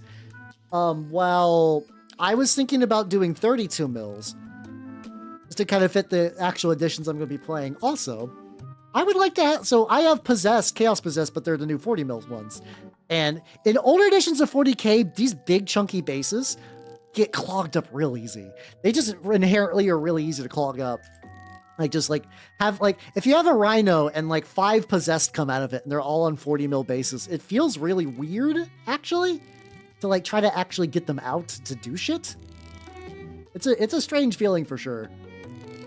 Like they just get fucking just like body blocked all the time. It's really annoying.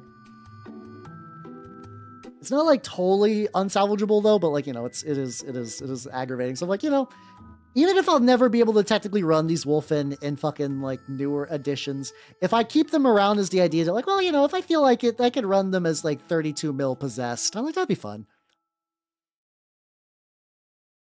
Fucking Seward, yeah, I like, let's see. Yeah, I don't know. The fucking G-dubs make some really strange choices for Loyalist Legions. I don't particularly know why. But it's like some of the older stuff is fine, and that's what I'm playing anyway, so it doesn't super bother me a huge amount. So I'll just continue to play the edition that I like, and I'll just kind of duck past a lot of that bullshit. This budget is looking good though. In hindsight, I do wonder maybe if the play would have been to prime them brown. I primed them, like, I went for a black because I thought black kind of inherently would handle the shadows better, and I still think that's true. But if I did brown, I could have really emphasized, like, maybe like a rusted or kind of like really battle-worn. These guys are eventually going to get, like, my usual enamel wash bullshit, so yeah, they'll do that. Oh, yeah, the fucking, the Dawn of War kit. I think what's happening there, more or less, I saw that kind of, like, honestly, a lot of time you nerds are active when I'm at work, so it's like I can't really respond or anything, and by the time I get home, it's about ready time for stream. So, like, I think the reason there's such a big price discrepancy is that, like, you know, like, Games Workshop money's fake. What I mean by that is, like, things are priced because they think they can price it. Like, if they made that box, like, $100 itty-bitty board game at a Target, that shit would never sell. So I think they're effectively hoping that the Target boxes will be like a loss leader, or like, you know, Target's like, all right, knock that shit out. Knock that shit out, Games Workshop. You can't do that here at Target. Not that like Target is like the bastion of fine commerce or anything. Oh, they're also push fit ones, but that's not that big of a deal. I don't think push fit for stuff like that is like, you know, $170 versus $40 push fit versus not push fit, and like you can still kit bash push fit stuff with a little elbow grease. It's not totally awful. You could do a lot worse. Yeah, I'm curious how long that's going to stay in stock, because I've had similar, like, I'm trying to stop getting models that I don't think I'm going to do anything with, and like. But I'm also built to, like, go apeshit over deals. I'm so weak to deals, everybody. I'm so fucking weak to deals. And I'm just like, oh, it's $40 for these models. That could be $70. And that activates every, like, deal organ in my brain. That's just like, how, buddy? You're losing money if you don't buy these Marines. And, like, that's a terrible mindset to have. But, like, I can definitely feel that shit. I can definitely feel that shit. Oh shit, I didn't need to do that hand because the hand's gonna be red. But yeah, like if you genuinely need those models, it is a great deal. Yeah, from what I understand, some of those G-dubs board games aren't bad. Like apparently Darkwater is pretty fun. Like all the Curse City stuff is pretty okay. I keep hearing Blackstone Fortress was a reasonably legit board game. But like, I also don't know anybody IRL who's ever played it. It's always been like, well, random online person says it's cool. And I'm not to distrust random online person. As a random online person myself, you know, I'd like to think you guys somewhat trust my opinions on things. But like, it's just kind of like, I don't know. They definitely released those board games as ways to like offload old kits or whatever. Tried to like, you know, basically try to do something, you know. Just something just to kind of like find another way to try to get stock out, I guess. So how you doing, son? How you doing? I get broad. Oh yeah, shit, my bad. So Target has released a box for Dawn of War that has what's normally called like the champions of the. It's like champions of the chapter, something like that, something of the chapter, pride of the chapter. It's basically that kit that's like all the stuff that came in the Indominus box. It's all the stuff that came in the Indominus box, but sort of like as like a standalone thing. Honor to the chapter, thank you. I was getting that confused. So it's basically exactly that. It's exactly like if you own those models, don't buy this. You don't need it. Also, RoboChuck VT, thank you for the follow and welcome. up? How you doing? I will continue to sponge my Sons of Horus, but we're at a stage now where I think the play is actually to go in with a shitty brush and try to like sort of stipple onto this a little bit. I mean, I'm not going to defend them in this, but they kind of like, from what I understand, that their production facilities don't have enough to do like a proper like, oh yes, let's meet supply and demand organically like a real company. Like they can really just release a bunch of FOMO boxes and that just kind of works for them. Like I said, I'm not agreeing with that premise, but as like John business person who does business, that kind of makes sense.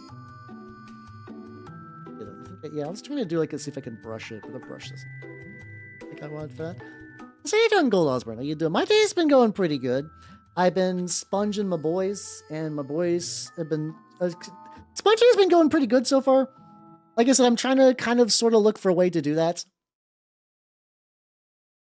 Yeah, it's like that. That's like one of those things, because like it is like one of those things. If you see how much the original kit costs, and then you look at the board game, it's one of those things that can like totally just like unravel. It's like, so wait, if this is $40 and not $100, why am I paying you all this money for? Like it's got like a sobering effect. It's such a good deal. I'm gonna try this ripped off bit of sponge to see if I can get some of these like extra bits.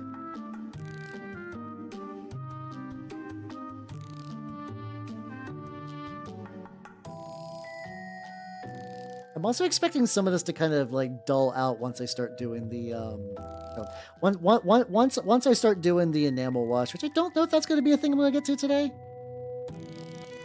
We'll give it a go and see from there. I was really worried because like the tricky thing with Sons of Horus sometimes is that like if the green is a little off, you could go spiraling into Alpha Legion territory. Now I think this is good. I think we Gucci. I think we absolutely Gucci on this. I'll need to go back and eventually like do some of the other. Well, I'll need to do some of the other like the medals and stuff like that. But so far so good. Fabrication. I mean, yeah, it's. I'm gonna be honest. The real thing you pay for when you do 40K stuff is you're paying for the option to play a war game that's like basically guaranteed to be available in any place. Like that's really about it. Like other games can offer pretty much whatever they want, but it's really hard to beat. Like, oh yeah, I'm in a new town. I'm going to the game store. What do they got? 40K. All right, it's right there. I think that's the real thing you pay for, and like how much that's valuable to you really depends on a lot of things in life. Campaign. Oh yeah, let's go. What's he doing? He crushed it? That's I don't see where he's. I imagine that I think I know what set him off, because that's like a mutant thing, but also like don't fucking break other people's models. That's a supremely dick move. Yeah, no, yeah, exactly. 40K is the war game, because like it's like for me it's also like I do, you know, I do other war games, so. But like I'm sorry, I do like I play an older edition of 40K, and like, you know, it's the same setting. People still like the setting, and sometimes they're like, yeah, no, yeah, I will play other war games because the setting's cool. But it's like once you deviate from that, like this is the newest edition, even if that person does nothing but bitch about the current edition, it is crickets for a lot of people. It's just sort of it just comes with the territory. It's like that domination of being like the top war game is like really gets in there. So far, like I said, for what is effectively a really sloppy sponge bit of bullshit, this doesn't look bad. I definitely want to like. There's definitely places to touch up. There's definitely other bits that need to be done. But also, once again, I can like. These guys look pretty legit just as is. Also, ripping the sponge is a great idea. I get a really bit more control going on. Yeah. Also, like, that is unfortunate. I'm glad you got them banned, though. So, you know, I guess maybe not happy ending, but at least, like, justice was served. For sure. There's a mimic elf. Hey, it's me. Why you nerds like this? games by state. I mean, that's technically. I mean, I don't know. Some states are known for other war games, like not necessarily like. I definitely remember certain regions or like certain other like auxiliary war games, different war games are certainly more popular. So that kind of that kind of really like changes depending on where you go. Like I know like some places like Malifaux's a lot bigger. Like Malifaux's basically dead where I'm at. It used to be bigger, and I know there's states and regions like I think Minidale mentions that like especially in Europe, Malifaux has like a pretty banging scene, which is saddening because I love that game to pieces. But it's like it's a very hard sell sometimes. Like a very technical, steampunky, Wild West kind of like game. It's really fun though. I really love I really love its mechanics of using cards. Like using cards to kind of dictate the RNG element of a war game is like really sick. I love that shit. If I sponge, and then I think the next step would be to probably do the trim. Oh god, these guys got. I can never escape trim, and any of its forms, trim will just always come for my shit. It's just never. Trim is never ending. It makes me big sad. Malifaux. Here I can spell it. You know, it's spelled like Malifaux. What are you talking about? Malif. Understandable. That's Malif. There we go. Like basically the idea is that at one point on Earth, magic used to be real. Like it wasn't like real, but it was. I mean, it was real, but like magic was more free, and then Earth sort of ran out of magic. But they were able to find a place called Malifaux that has magic that was sort of in this like sort of pocket dimension. And this was like during.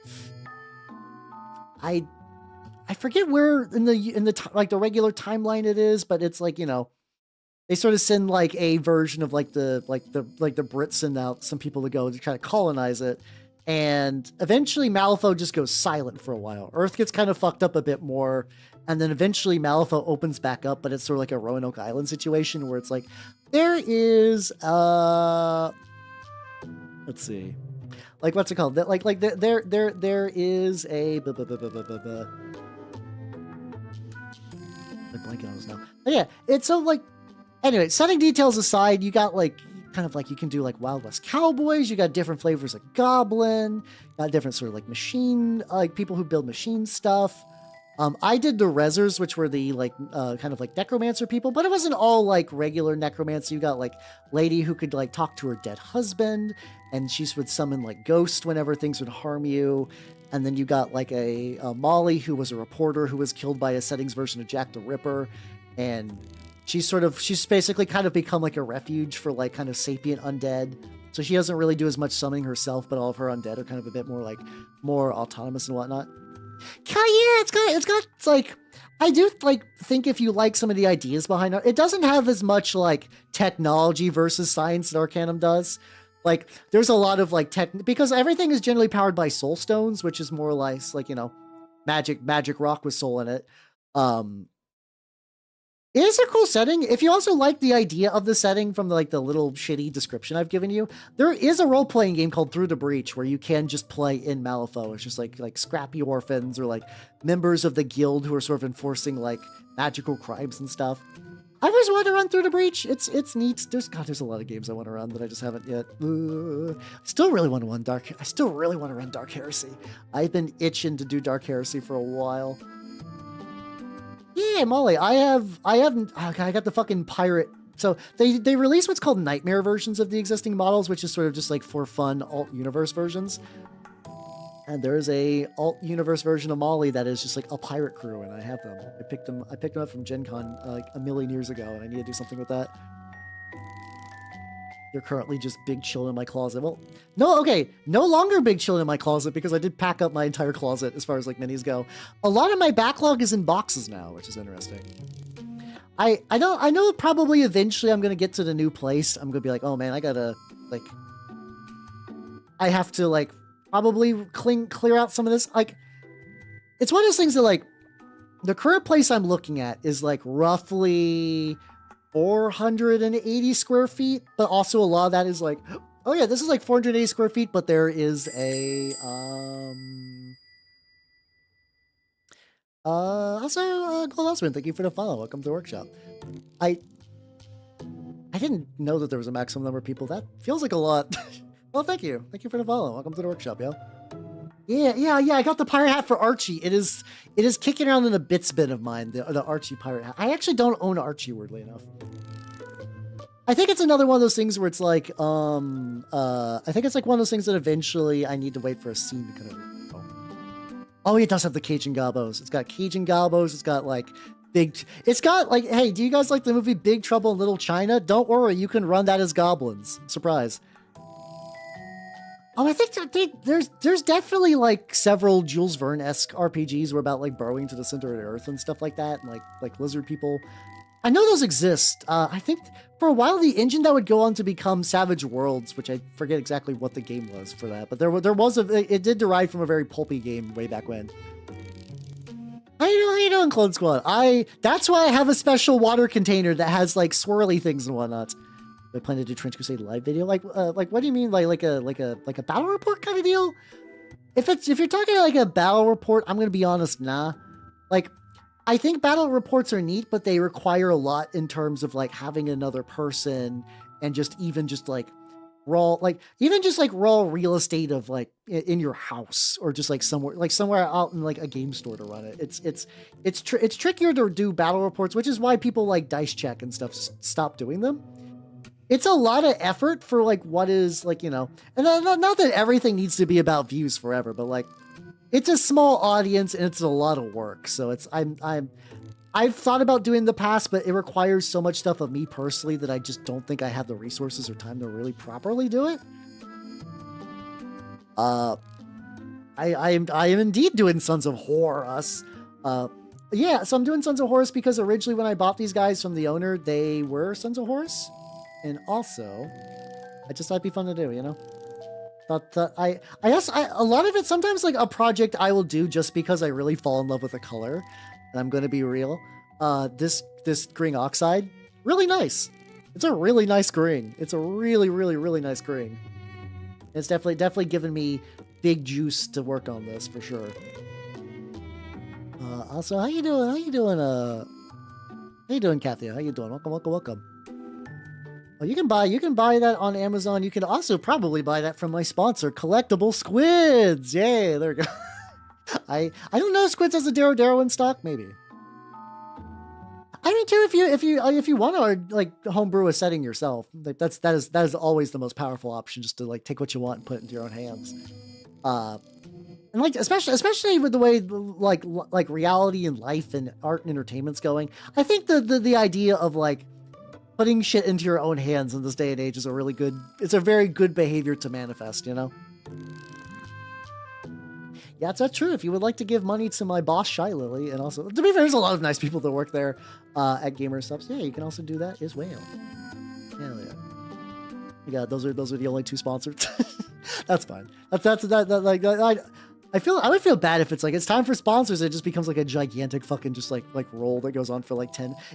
Part of it thinks it'd be kind of fun if there was like a bit that just kind of kept on going and going and going and going, but also that would be very aggravating. This is also turned like a sponge dry brush in the back, and I think that's actually probably pretty legit for what I'm shooting for. Oh, yippee! Motion in the ocean, indeed. Oh yeah, I feel like a lot of people do. Because, like, at least for me, like, where I was at, like, sometimes it's kind of easy to pick up Horus Heresy, like, not, like, the game as in just, like, models. Like, people, like, even prior to, like, getting these guys secondhand, Horus Heresy models would just sometimes show up at my local shop because unfortunately, I think what happens is that people are like, oh, Horus Heresy seems cool. I have to pay how many dudes? And then just, like, sell all their shit. And then I'm like, ooh, don't mind if I do. Oh, that's nice to have a semi-shady game, Uncle. I guess, like, you know, if no one's buying them, that's free real estate to give out, as such is the Uncle's way. But oh, good shit, yeah. These guys were like a friend of mine was going to do a Horus Heresy, Sons of Horus army, and I just ended up getting them because he was finally like this guy was like, yeah, me and my girlfriend about to move, and I have like a million models, and I don't know what to do with them. So you could just have parts of them. And this is offered to my entire like local scene. But I was definitely like, ooh, this would be good. And this would be good for a project. And at the time, I was like, yes, I'll take a whole bunch of like Horus Heresy original sculpts. Don't mind if I do. And don't mind if I did indeed. Yeah, batch painting, airbrush. I use airbrush to prime. So these guys like were not. My original plan with them was not to like necessarily do like brushing and sponging and stuff, but I thought they would be good test for that kind of thing, you know? Especially because these are not the only guys from that batch. So if I could get like decent looking minis that I'm like happy with out of this sponging stuff, I'm down with it. Oh, especially if I feel like if you're doing like more than one, like if you're doing like maybe like one vehicle at a time, you probably don't need an airbrush for that, but yeah, especially if you're doing 50 tanks, dear God, yeah. Dear God, yeah, for sure, definitely. Definitely. Yeah, like if you're like, I'm probably gonna start a guard army, I think if you've ever had that thought, you should consider an airbrush. Not that it's like a requirement or like you have to. It's more like you might, buddy, hey, you might want to consider an airbrush. We're just saying this might save you some time and some sanity and some stress and whatnot, Cling like, oh, okay. See, I like my shit to be dirty and shitty and grimy, so I like, so stuff like this works pretty well for it. Like, yes, this is as dirty and shitty and grimy as I could possibly want. Yippee! So there's like the little wedges in the back that I'll probably need to get at some point. But that's and comparing some of these guys, doing pretty good. Oh yeah, there's like, yeah, exactly. It's just like a different painting style thing. But like I do find that people who do like really cling styles, I'm personally fascinated by it because that's just like, like I said, that's just not a style that I could do. Like I've tried actually weirdly, like I've tried to do like a high elf army. I've tried to do the occasional other could you do a really gritty elf army? Yeah, you can. There's no reason to. It's not like elves don't get covered in just like war sadness. But also like, if you want like weird grunginess, probably going high elves is not like the route you want to go. It's probably there's probably other armies that would cater to your interests, and that's also why I typically don't go for those kind of armies. I like my weird sick little fucks, and that makes me big happy. Well, the thing is, like, I've seen a lot of really cool, like grimy Necrons. A lot of times it's like, especially like doing like Flare Virus stuff. Or you could even do kind of like Destroyer Cult, where it's like they don't really care about the appearance anymore. It's just like why do I care if I look rusty? I just want more guns. Fuck it. I want more guns so I can shoot everyone to death with lasers, because destroyers are neat. Like I said, I'm partial to. It doesn't help that, like, I mean, one hand you're like, wow, local guy who likes grimy and dirty things really likes the Flare Virus, which fair, but also like I really like the Twice Ruined King books, and I was like, oh, this is cool. I like seeing how that manifests in their dynasties falling apart. It's really, really sick.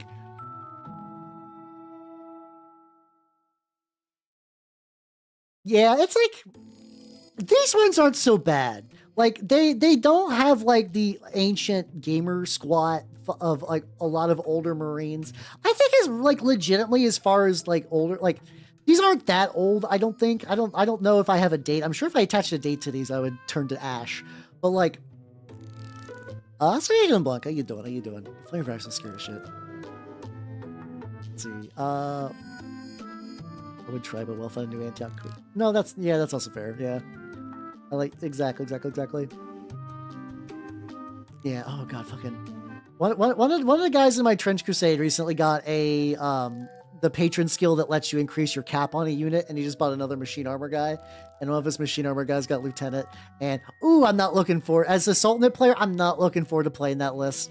Oh, I'm not looking forward to playing against that list. That's gonna make me big sad. I can feel it. I can feel it in my jelly bones.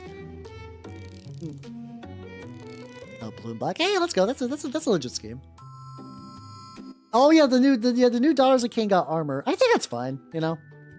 I think as long as you can still get Daughters of Cain that look kind of spicy and bonks out, I think that's fair. Not that every single one needs to be witch elves. I don't think you're ready for this jelly. It's me. All right. Let's see. So we got the boys.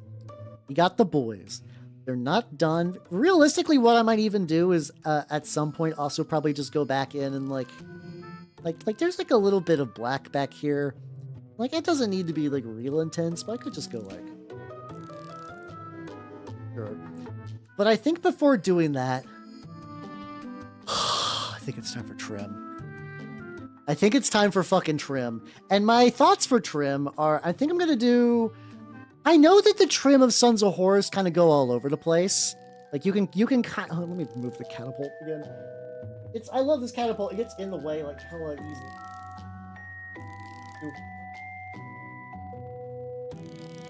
My desk is a mess. Here, okay. Yeah. I'm thinking about doing like, so they do like, sometimes I've seen gold trim, sometimes I've seen like silver, or just, sometimes I've seen trim that's just black. I'm thinking about doing a rough iron, dry brushed with a little bit of like the proacral bronze. Getting some trim, indeed. Changes are coming in April. Yay, yeah, just got stalled till then. To be fair, all of the Sultanate changes look really fucking good. Oh my god, they look really, really good. They look really nice. I'm very excited for those Sultanate changes. I also don't mind though, you know. If I go against an army that just kind of hardwalls me, that's, you know, that's just kind of how it is in war games sometimes. I've been doing pretty good in this campaign. I'm not too worried. So now let's just get all the shit together. I need a really pointy brush that I can use on metals. I have a couple of them, but specifically this one. I mixed a little bit of this with some, what's it called? Yeah, skin suits are the best part, especially like, once again, like that's the fun part about Night Lords, the skin suits. Just gonna take that, I'm gonna try to like hit. Oh, thanks. So much. There's so much. Luckily, worst case, if it gets real bad, I can always just kind of go back into and just kind of touch it up. I don't think it's gonna be that big of a deal. Oh yeah, they had like Badrook and some other people. There was nothing in that batch that was like screaming out to me, but also like I'm not like a big orc. Like I think orcs are cool, but they weirdly don't excite me much as an army. Like I know I just talked about like the whole like, oh yeah, the like I really like armies where you can like express yourself and kind of do your own thing. And you would think orcs would fit that, but at least for me, I feel like a lot of orcs tend to kind of like basically hit similar notes. So like wow, you did an orc. Good job. And like that's fine for other people. It's just for me, I'm just like, that doesn't, I don't know.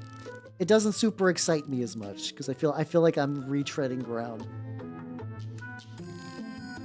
Oh, you're talking like a body glove then. Okay. Okay. Body gloves are legit. No, those are legit. But those, my mind does not associate them with the word skin suit. It could also be just because I've been, you know, just like too lost in the nerd sauce for like Warhammer stuff, and they just use body glove for that, and there's just like how my brain registers that.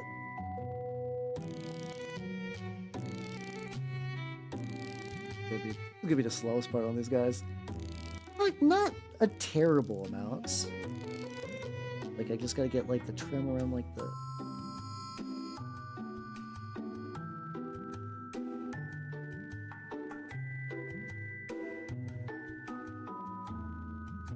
Also, the nice part is like because I did this black, if I miss any area, it'd be like, oh yeah, just gotta go back. So did I have body? I thought I saw like a screenshot of them, and I thought I saw like armor, like actual like metal plates armor, and like I didn't have like an issue with it, but like if this is like a weird like Berenstain Bears sort of situation where they actually are just wearing a body glove, that's very funny. If there's just like a collective hallucination that's going on. Oh, they can have both. Okay. nice thing about body glows, if you really want things to be spicier than that, you can. That's kind of fun with stuff like that. You can go skin tone if you want. Just fucking, just live your best hobby life. Okay, so I think I only saw the metal plate version. I didn't know it came in other ones. Okay, that's cool. They're another one of those armies that I don't think I'll paint anyway, though. But like, yeah, good for people who are collecting them. They actually getting like they got the one crow lady and they got some others. Just like, does seem like they're just kind of like slowly filling out that range, which is gets like that was one of those ranges that was like when Age of Sigmar sort of split off, it just sort of got like a couple of weird units that were left over, and then every now and then when G-dubs felt like it, they would just get like a very small treat. Be like, well, oh yeah, you're an army. Here you go. Here is a single character. And goodbye. We're Games Workshop. Goodbye.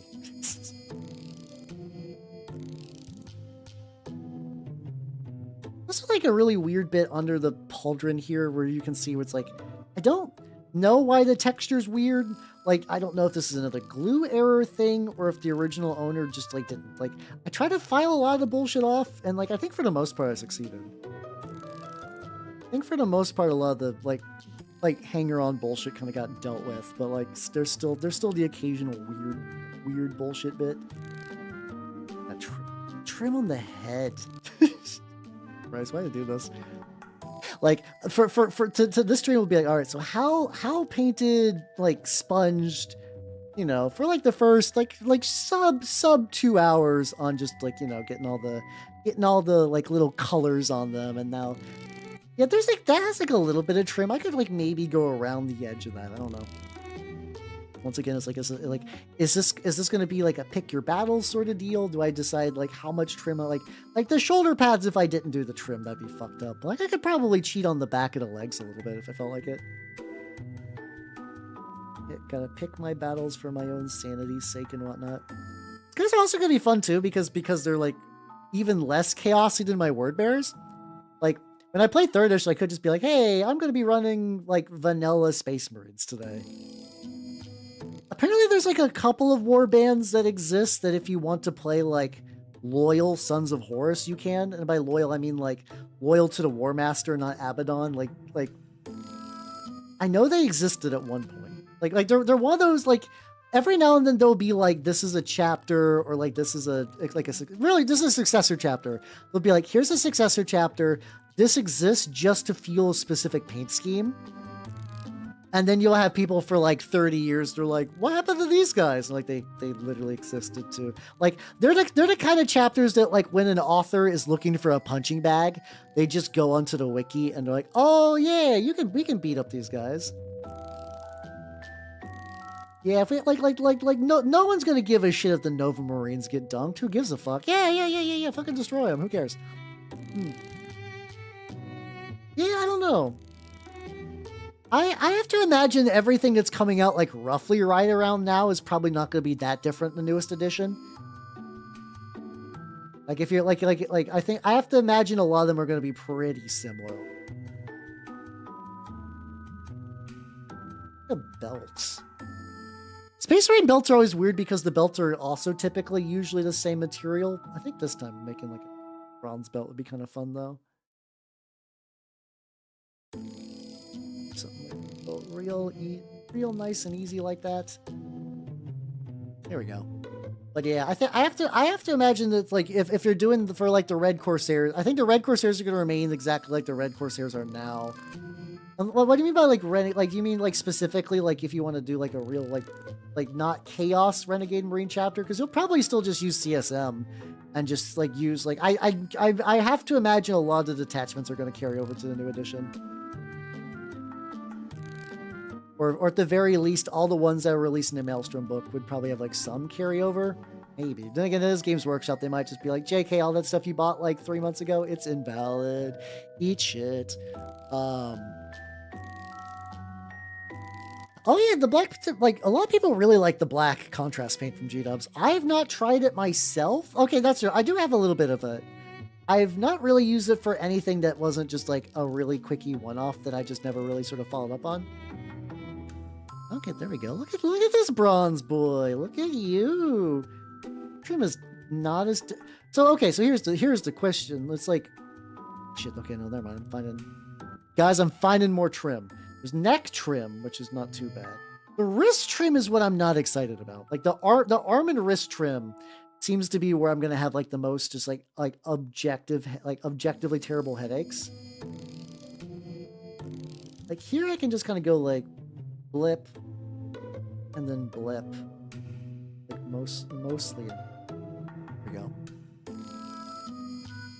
Yeah, it's like it's good. I also know some people do that for like there's a non-trivial amount of people who do yeah, trim really is like a fractal thing. Yeah, just a more fucking tube time. Fucking once again, I like my Death Guard boys, but goddamn, this is tube time real and a pain.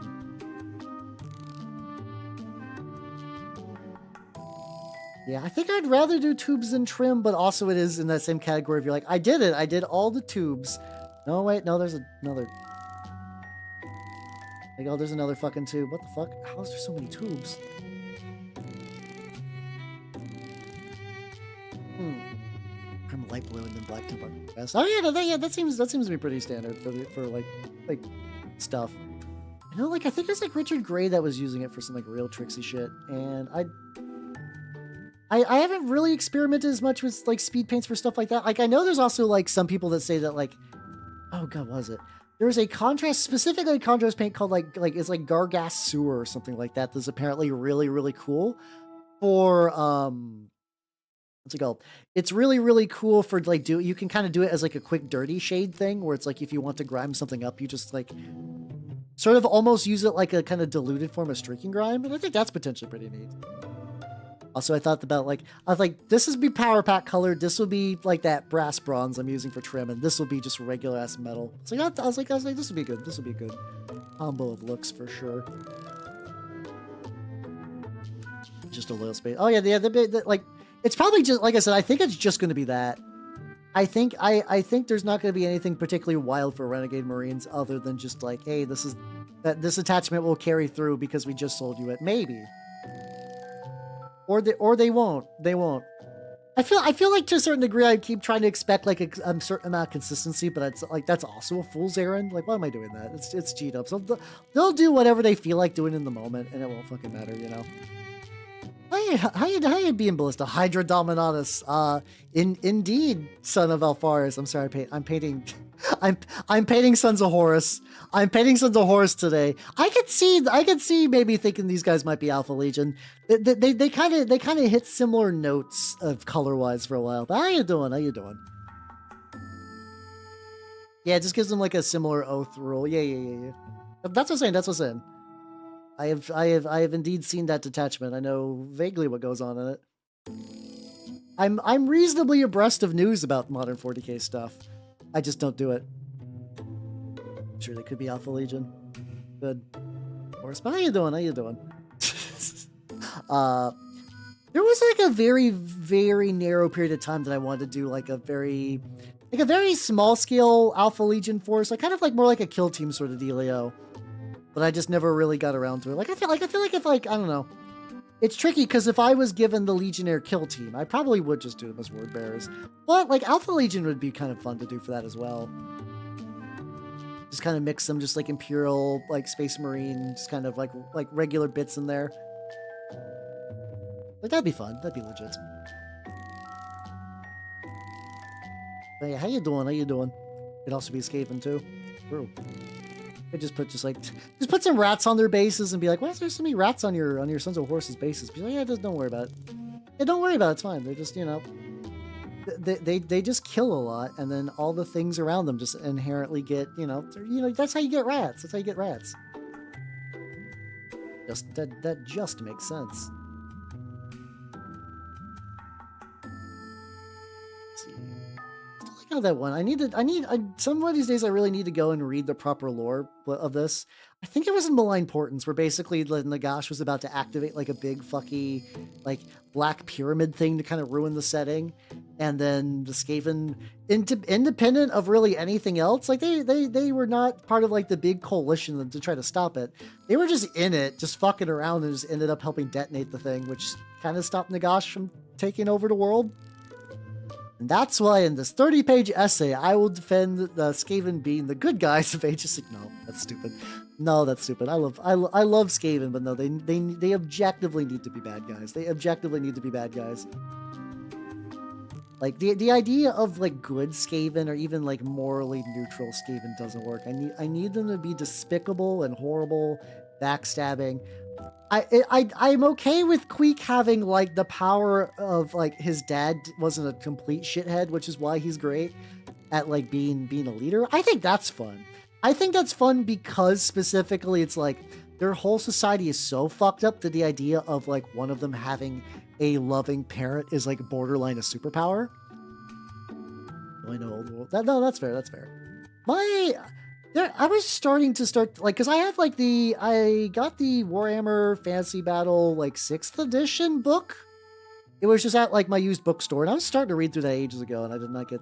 I think I was getting into like really early setting history, where it was like Sigmar uniting the barbarian tribes and like help slap some orc shit. So like the dwarves gave him Grolmaraz, which I think was I never remember how to pronounce his fucking hammer.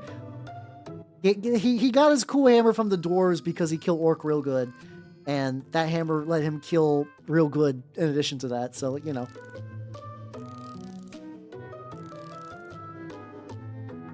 Yeah, what I'm assuming is that like I have to imagine that was because, and this is something that I run into a lot, and I'm fully guilty of this as well. So like I really like the Hive Scum podcast people, but like one of them is very much like I wish I could burn Age of Sigmar down and just bring back the old world, but like as the only game. And I think about it sometimes. It's like a lot of times like there is like a lot of like, you know, you either get your info from hearsay, like it's like, you know, typical like Warhammer telephone versions of acquiring info is already a thing for 40k, but in Age of Sigmar stuff, a lot of that seems to be time locked to like either things that like either first edition stuff or things that were not true in first edition but people thought was true. So I think I know there, and like I have to imagine sometimes G-dubs just kind of build around those. Like a lot of I remember the idea is like, so there's just only like one big realm gate and all the cool fights happen around there. So I do wonder if that was like a concession. Like no, there's like a bunch of different ways the realms could intersect. Try to get sort of like get away from that. Sort of play around with that idea, I guess. And then the Skaven were there. Yeah, because that's, I mean, that's, to be fair, that's also, yeah, the kind of the point of Skaven. Yeah, they should be like, what the fuck? Why are Skaven here now? Big surprise, motherfucker. It's Skaven time. It's Skaven Tide.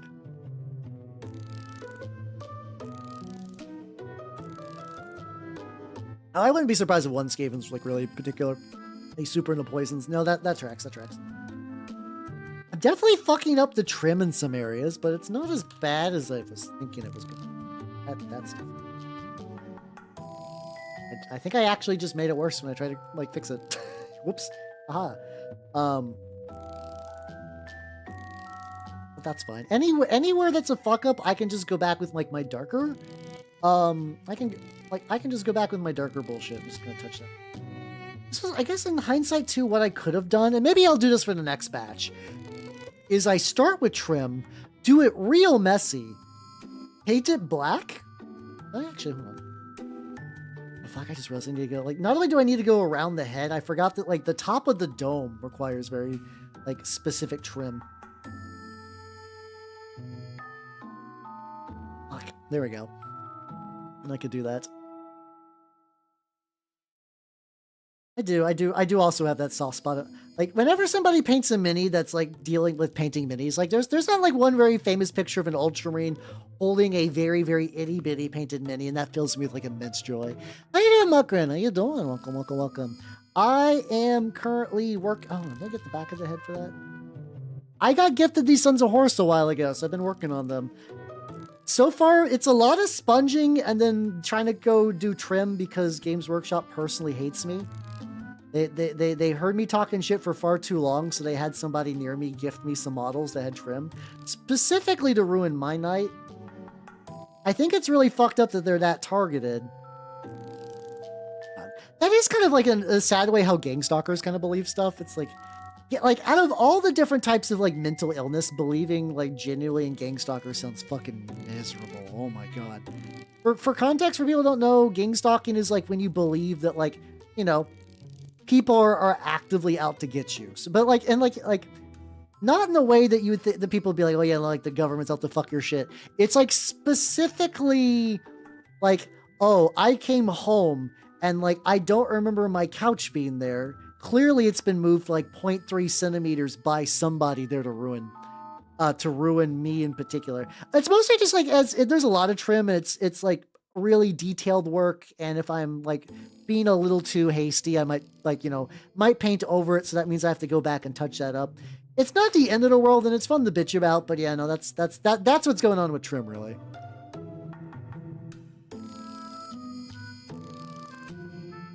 But yeah, that's basically kind of the gist of gang stalking, where it's just like you sort of believe that they're like things that are just like little inconveniences, or just like little things you forgot about in your life are part of a grand conspiracy to fuck with you. And like that continues to spiral more and more too, because then you like, if like let's say you're like, oh shit, I'm being monitored, and like the postman comes and it's like, hey, I'm here to deliver your mail, my job.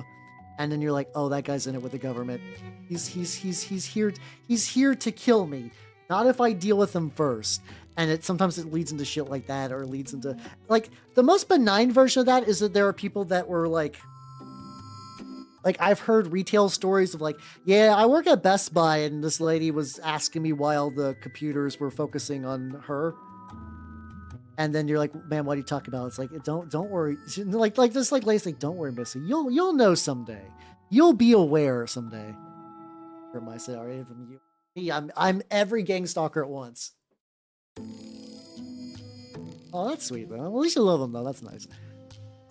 Oh yeah, no, yeah. There's, I mean, there are like that's the biggest fuck up for the thing that's like the biggest fuck you to people who believe in gang stalking, is that like sometimes that shit's right. Like especially recently with a lot of online privacy thing violations, where it's like previously you would be like, oh, clearly someone's like breaking into my house and reading all my mail and like making my milk go bad. But then like that same kind of person who has like a legitimate mental illness can like go online and they're like, oh God, just like read any news really. And it just kind of like reinforces that. And it's like, oh boy, that's gotta be the worst. Imagine like your worst paranoid delusions. They're not real, but like things that are happening in real life are just adjacent enough to that like you could kind of like wrap them in. Oh, that's such a specific thing. Oh yeah, it's like if like two people across the street, they're just like, hey, I haven't seen you, my buddy, my pal, in a long time. Let me give you like a big hug and do like a little like back pat thing, or you do a hug and maybe do like a little pat, maybe you got like a fun little handshake with your buddy. Totally like normal, like not particularly, like not even like really exciting. You're like, yeah, you and your buddy have a cool handshake. That's fine. But like somebody would do like a person who believes in gang stalkers would fear that. It also creates occasionally weird people that are like, they don't realize the cause and effect of their own actions. Like if somebody's an asshole to like, if they're an asshole to somebody and that person responds in kind, they're sort of just, they're not like, oh, I was an asshole there and I made them react poorly. They're like, aha, my delusions once again. The confirmation bias is real. Yeah, no, that's what I'm talking about, 14. It's yeah, the idea that like, you're like, well, you're not doing well. And then you learn about the fact that like fucking the fact that like Palantir exists. And like, sometimes you could be like, yeah, like the fact that objectively in a lot of places in the US, like the government is watching you, not like you specifically. That's always kind of like the big key distinction, is to like, is it bad what they're doing? Yes, but they're watching, like, sadly, they're watching everybody and not just one person. But that person would be like, oh no, this is all set up for just me. I'm the specialist individual who ever lived. Clearly, they're only spying on me and everyone else just getting caught in there.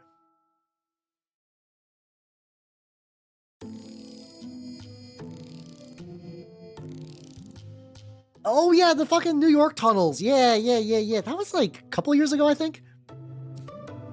Oh, I'm the main character. Yeah, exactly. Yeah, it's for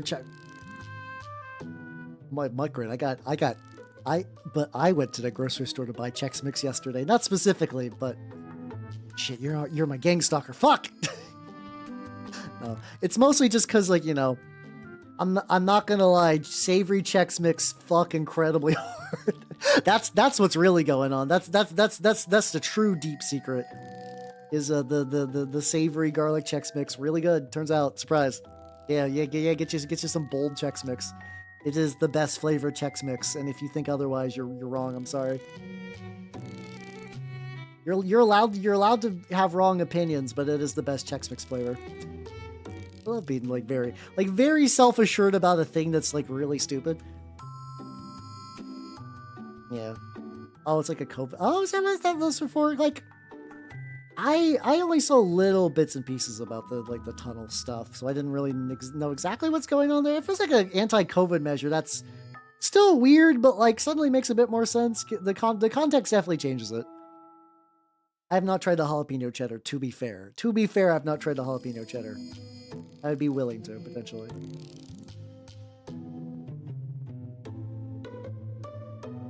Again, so far, trim's not going bad. Trim is not going bad so far. Somehow I thought this was going to be more of a pain. I also need to figure out what color I want to do the bolter, if that makes any sense. Where it's like, the bolters, like, I could just do classic black. Classic black would be the easiest, for sure. Like, do black, maybe do a little bit of gray. I could do a gunmetal one. No, the gunmetal. Probably, I could just do the same bronze that I'm using, the same, like, dark metal on this. That's some true. Oh yeah, no, yeah. Like, no, everything about QAnon is just incredibly wrong, and it makes me very sad. Once again, too, also because like I'm somebody like I enjoy a fun conspiracy theory, but it feels like especially after that popped up, a lot of the conspiracy theory stuff is like very, very aggravating and dour, and like weirdly like like a sellout conspiracy theory. Like, you know, it's not like people haven't been making like conspiracy theory like books and stuff, you know, like Bill Cooper and whatnot. Like those have been around for fucking ages. But like the idea that like they're like ah yes, I'm gonna sell conspiracy theory merch, but like not like fun merch. Not like I went to this park and then Bigfoot didn't eat my ass. Like that kind of merch is fun. It's like it's a bummer. Yeah, I find like alien conspiracies are where it's at for me, where it's like, yeah, I love the idea that somebody's like, yeah, the government was working with a Venusian named Valiant Thor. Like Valiant Thor is such a fun conspiracy because, like, one, his name, chef's kiss, QAnon, eat shit. Valiant Thor, my man. That's such a better name. Well, from what I understand, is that a flat Earth as a conspiracy theory is basically dead because QAnon pretty much absorbed, like if you were the kind of person who would believe in flat Earth during the height of like flat Earth kind of like being big on YouTube, it's from what I understand, it's a combination of that and also like YouTube has been pretty good about being like, hey, this is a dumb like flat Earth conspiracy thing, but like real. And but I mean, there's like videos that talk about flat Earth as like isn't that a weird thing that people do? And like those still stay up, but people who are like, no, flat Earth is real and I believe in it 100%. Like those videos have gotten like effectively swatted because a lot of that early conspiracy theory stuff propagated because the YouTube algorithm meant that if you found one stupid video and you watched it all the way to the end, it's like, oh, you really like that video. My algorithmic thing says that like, oh, by your watch time metrics, you would love more of this, which is how you could radicalize someone. I think a lot of that for flat Earth stuff in particular has been tweaked, but I think also this, you know, there are further domino effects that come with that as well. So, not great either. I don't really know much about the exact origin of that stuff either, to be fair. I judge that. Wait, who the fuck is Nude Bass Pro Shop guy? I'm not aware of this guy. I did really enjoy. There was like the one flat earther guy that I did really respect. Not because I believed in anything he said. He was full of shit. But I did like the guy who was like, fuck it, I'm gonna find out, and like would like build rockets and fly in rockets just to be like I can at least appreciate that. Like, I ain't gonna let no textbook tell me. I'm gonna see it with my own eyes. And like a lot of times that means people are just like, you know, taking terrible measurements and just like getting info wrong. But like, honestly, fuck yeah, build your rocket, my guy. Live your best life.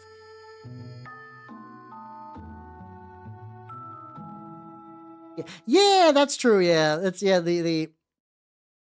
And then you get into weird counter conspiracy stuff where you're like, was certain conspiracy theories like taught in order to make the idea of that sound dumb? Unfortunately, once you start thinking about the idea of false flag conspiracy theories, that is also the path to madness. Because it's super easy if you're like, did somebody say something dumb? Clearly, it is a false flag that has been set up, and like that you know, could that ever be real? Could somebody do like make a conspiracy theory sound really dumb so it sort of flies under the radar? Yeah, probably, but like, it's also one of those mindsets that could be like really damaging, because then you begin to assume that like there's no such thing as like a vindictive stupid person, and then you begin chasing shadows forever, and that just drives you fucking nuts.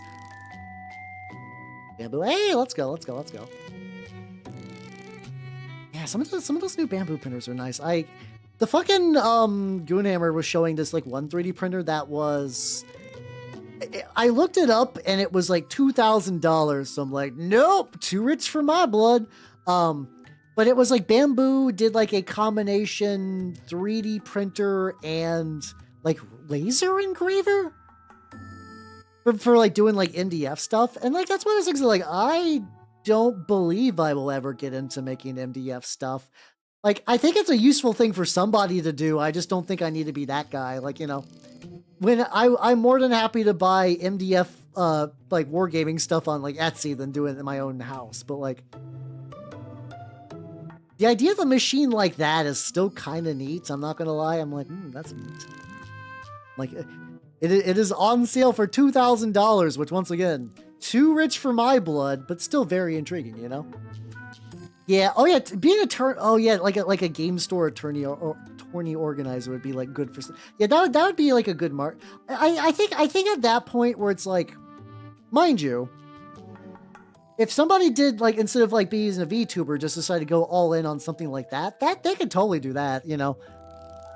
See, that's what even what the Goonhammer person said was like MDF dust already sucks, but imagine having that dust inside your 3D printer, which I'm like, oh, that is you know, that's a really good point. What the fuck?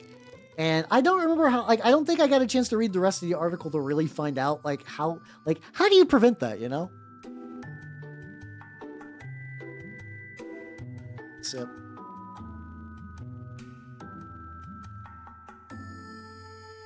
yeah, that might be very well. I don't know. Yeah, that's one of those things. It's like it could be, but also like I said, the path of madness. I'll just. Let's see about. The streaker that ran to the Bass Probe Shop pyramid. He dove into the aquarium and crawled out and fell like 100 feet. Was this guy like on bath salts, or did he just have like a real witness me moment and just wanted to be like? He did the fucking paradise. Oh my god. Do you think that was like a happy little accident? Like I have to imagine that person did not have enough self-control to do that on purpose, you know? Oh yeah, no, that's fair, Charlie. You were fine, but yeah, no, it's probably for the best we do get off.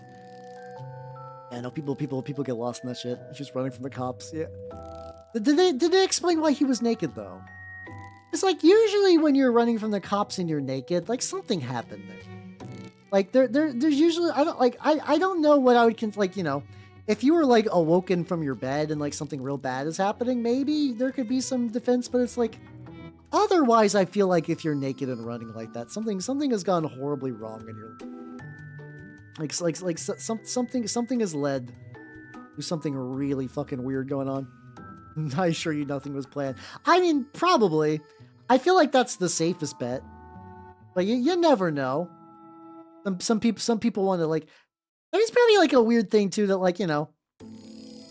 Like, if somebody was like, my life has entirely been like shitty, I have no legacy whatsoever. I could see somebody, especially in this day and age, be like, fuck it. I'm going skinny dipping in the Bass Pro Pyramid Aquarium. I don't think my life will amount to much. I don't think like people are going to remember me once my ashes are scattered to the wind. And technically, that mindset might not even be wrong. Like, you know, like what will my legacy be many years from now? Will people remember Bass Pro Shop Naked Man over me? I don't know. Maybe that was the right move.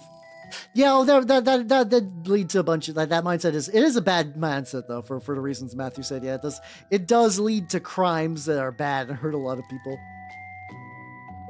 That is the unfortunate. The positive way to do that is be like, well, it's either to be like, well, we're all going to be in the dirt before too long, so just live the best life you can and try to bring as much happiness as you can to others, or just be like, defy history and defy, like, you know, defy like mundanity and just sort of like make a work of art that people will remember you by, like kind of do something like that. Like that's the healthy mindset of that. The unhealthy mindset is, yeah, just fucking get your dick and balls out and just go to the Bass Pro Shop. Probably not the way to, probably not the best choice. It is also just a fun sentence, get your dick and balls out and go to the Bass Pro Shop. It's a fun thing to say. I would recommend saying that at least once. If you've not said that out loud before, you know, I'm assuming a lot of you are in the comfort of your homes. Give it a go. Like, you know, if you have like direct loved ones nearby that you don't want to hear that, understandable. But like, if, you know, if you have the freedom to do so, you should say it. You should absolutely say it. It's fun. You posted a picture in jail. Hey, let's go. Yeah, see, I understand conceptually the idea of somebody wanting just to like be naked in public, but for me, the fear and like I guess for some people the idea, it's like the fear is the thrill, but the idea for me, it's like, oh yeah, if anyone was to ever catch me without clothes on in public, I don't have a life anymore. It's like you get arrested, you lose a job.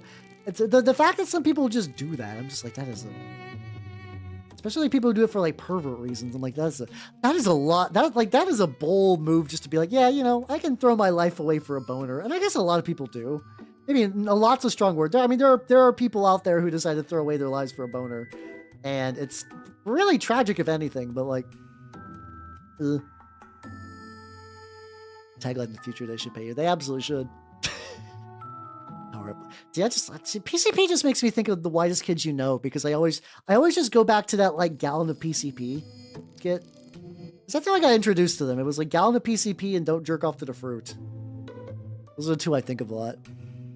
That's true. People also like a lot, like the power of the boner is very tragic, because it can be used for great evil, but also great good, you know? Wow, a whole gallon. I didn't know it came in a gallon. I wish I could quote that one better. Like, I've watched a decent amount of Whitest Kids You Know over the years, and I don't have the ability to really quote it. Really, I don't have the ability to quote much of anything. Kung Pao is the closest I've ever gotten to a quote, and I think I'm just realizing it like at one point I could also decently quote Monty Python. I think it really is just repetition. I rarely like play the same video games or like watch the same movies over and over again. In my life, unless it's like a YouTube video that has become like sleep material. Like I'll watch like Rank 10 Yu-Gi-Oh like archive videos, and at some point they stop being entertainment and start becoming sleep aid, and it's nothing to do with the content. It just becomes like a comfort thing. I've got 4 trims, 4 solid trims.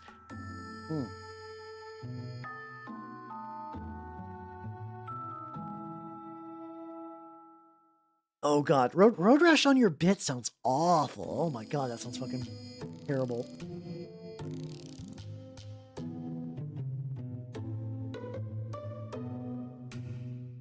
Also, like there's like an itty bitty part of me. I'm debating the idea if I want to do 5. So like, I brought 10 out. I brought out 10 dudes, and like. But it's like, that's fine, you know.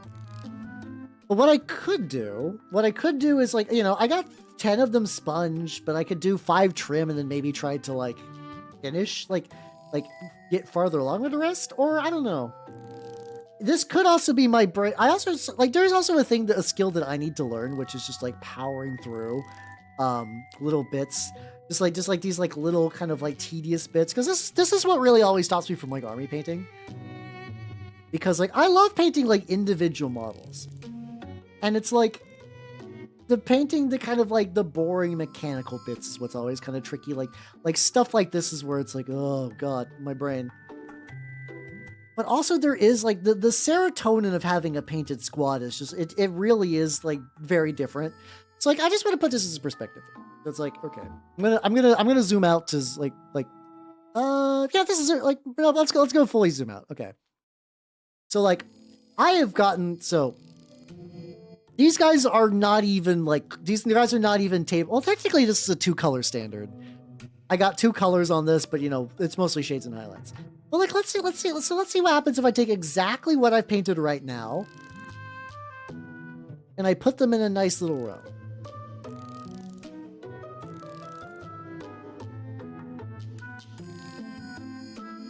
And it's like, this has not even really been done very much.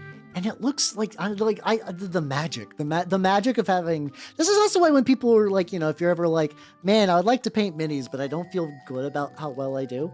Legitimately, once you get a bunch of minis stacked together, like it really does change the chemistry of it. It really does. Road Rash. That's like a thing. Like that's like a movie or a game or something like that. No, fuck, I'm thinking Vigilante 8, which is a game I never played, but like there's like a whole series of games that I remember growing up and seeing them in books and be like, oh, that's a game. It was like that. There's another one called like Guardian Crusade, where the idea it's like you are it's like I think it's supposed to be like a very light beginner's RPG where it's like you are like a dude and you're trying to save the world and you do it through like living toys. Like it's effectively like a let me zoom in a lot more. It's effectively almost borderline like a Pokemon style game, but instead of like, oh yes, you go out and you like capture a random one, like you might be dicking around in a dungeon and in a corner you just happen to find just like random toy soldier and some other stuff like that. Let's see. But I always pick. Oh, that's fair. Picked red helmet because red was faster. No, that is real and true. I also still in these guys. I need to do the like I said. I think what I really want to do is I want each to have a red thing. Just to kind of show that like maybe I could either go with the idea that like these guys have been like I think I just been really fixated on the idea lately of like, yes, this legion is cut off from its supplies and because of that it's had to adapt. Like the idea that these guys have been just like, yeah, like, you know, you're on the ship with my word bearers. There's not going to be the Mechanicum standard color for Sons of Horus on there. So like as your ceramite gets damaged, maybe you'll like start replacing it with, you know, like they got the plates you need, or like they can undo the battle damage, but they don't got green. They got red. And then also sort of like, yeah, like we are battle brothers. We sort of fight together. And, you know, we'll start taking on some colors. I think that kind of stuff is neat. Which is also kind of manifesting into that Space Wolves project, except that's sort of the opposite, where it's like, I'm not willingly doing this. It's like doing that by necessity, where it's like, yeah, no, there's just nobody who's making Space Wolves armor in the Eye of Terror, so fuck it. That Chaos Space Marine bit, yoink, mine now. Which I find that really cool. I think I just really like the idea of just seeing like Imperials acting sort of like Chaos, but like not in the like, oh yeah, no, they're worshiping the dark gods, as in like, yeah, kind of reduced to like raiding and pillaging and stuff like that. I think that's neat. I think that's pretty legit. The signs were there. Yeah, so yeah, I guess it has to. I know there's like some people that just kind of like it just comes like kind of as a shock later on. I do have to imagine for like some people, yeah, it's just like, oh shit, the parts were really there all along. Oh, okay. At last the dots connect. That's gonna be an interesting experience though. That like the day the dots connect, you're like, oh shit. Well, it do be like that. I think also switches, but the still kind of black, which is I think an enamel wash later, and then also doing some definitely some touch-up work for sure. This is gonna be a lot nicer. Oh fuck! I need to turn on the heat again. It's still like I'm where I live has been alternating between like really bad rain that kind of brings everything down to like roughly winter temperatures, and then also like JK is going to be like, apparently it's going to be like 60 this weekend, which I'm really hoping for. So I tried the fermentation band on my 3D printer. How you doing, Orc Wrecker? How you doing? Oh, thank you. The current color I'm using is Army Painter Rough Iron. Effectively, it is very similar to Warplock Bronze. Like, I basically entirely stopped using G-Dub's colors, but I've switched. But like, I always really like Warplock Bronze. I've switched entirely to this now. It's pretty good. It's a little thick, so I usually just take like an itty bitty bit of mineral spirits to kind of dilute it just a tiny bit, and that'll usually get you there,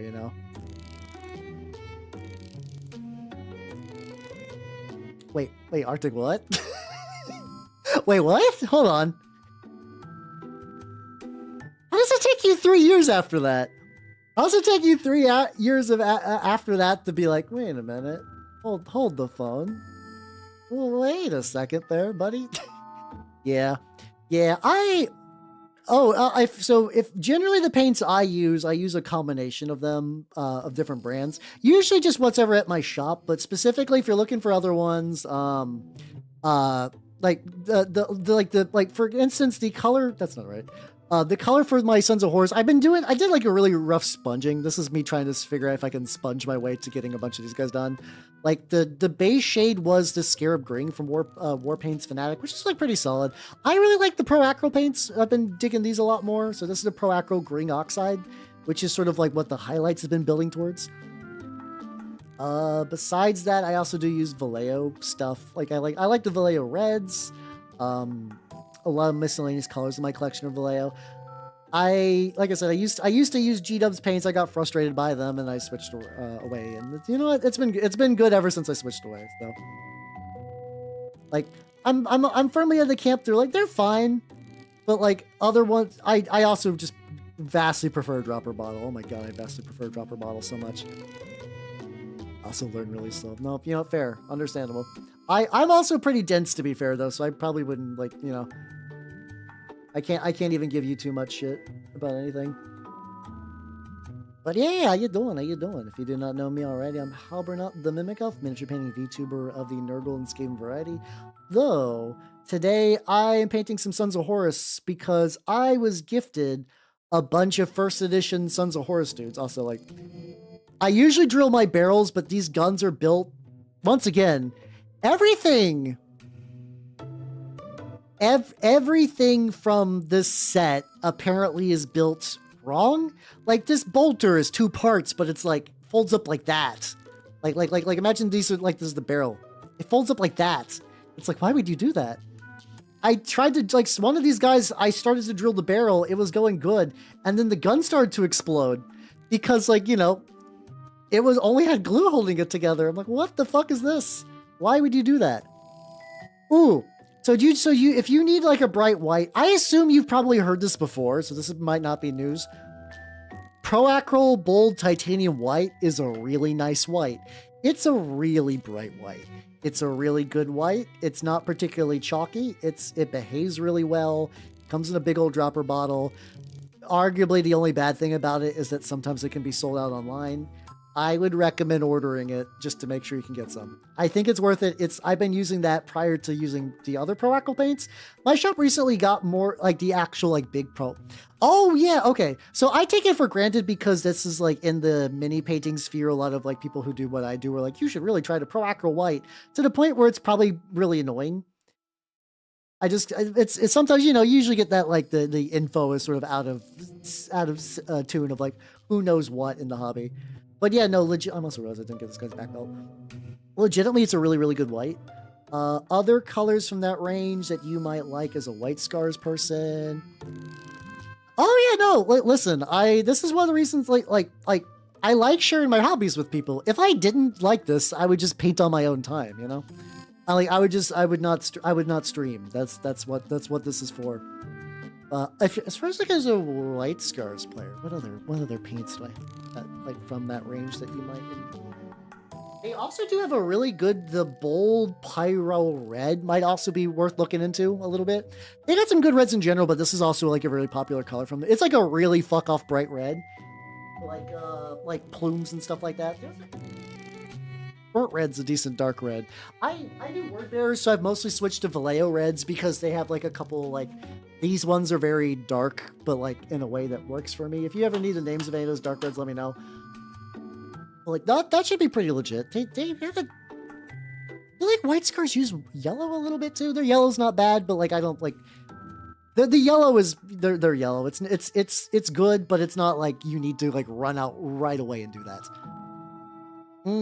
I do like Pallid Witch Flesh as like a color. Closest they got to that is So this is the Tooth and Coat. So this is just Pallid Witch Flesh in bottle form from Tooth and Coats, which is, if you don't know, this is where Duncan Rhodes went.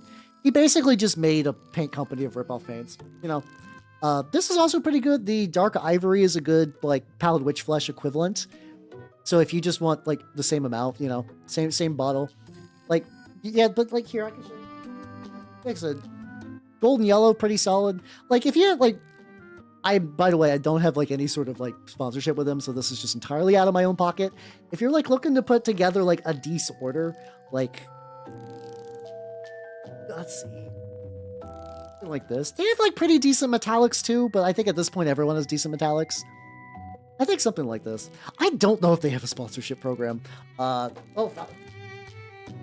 I could just punch one of my paints directly to my floor. Luckily, it's all shut. I'm knocking like literally everything over. Way before.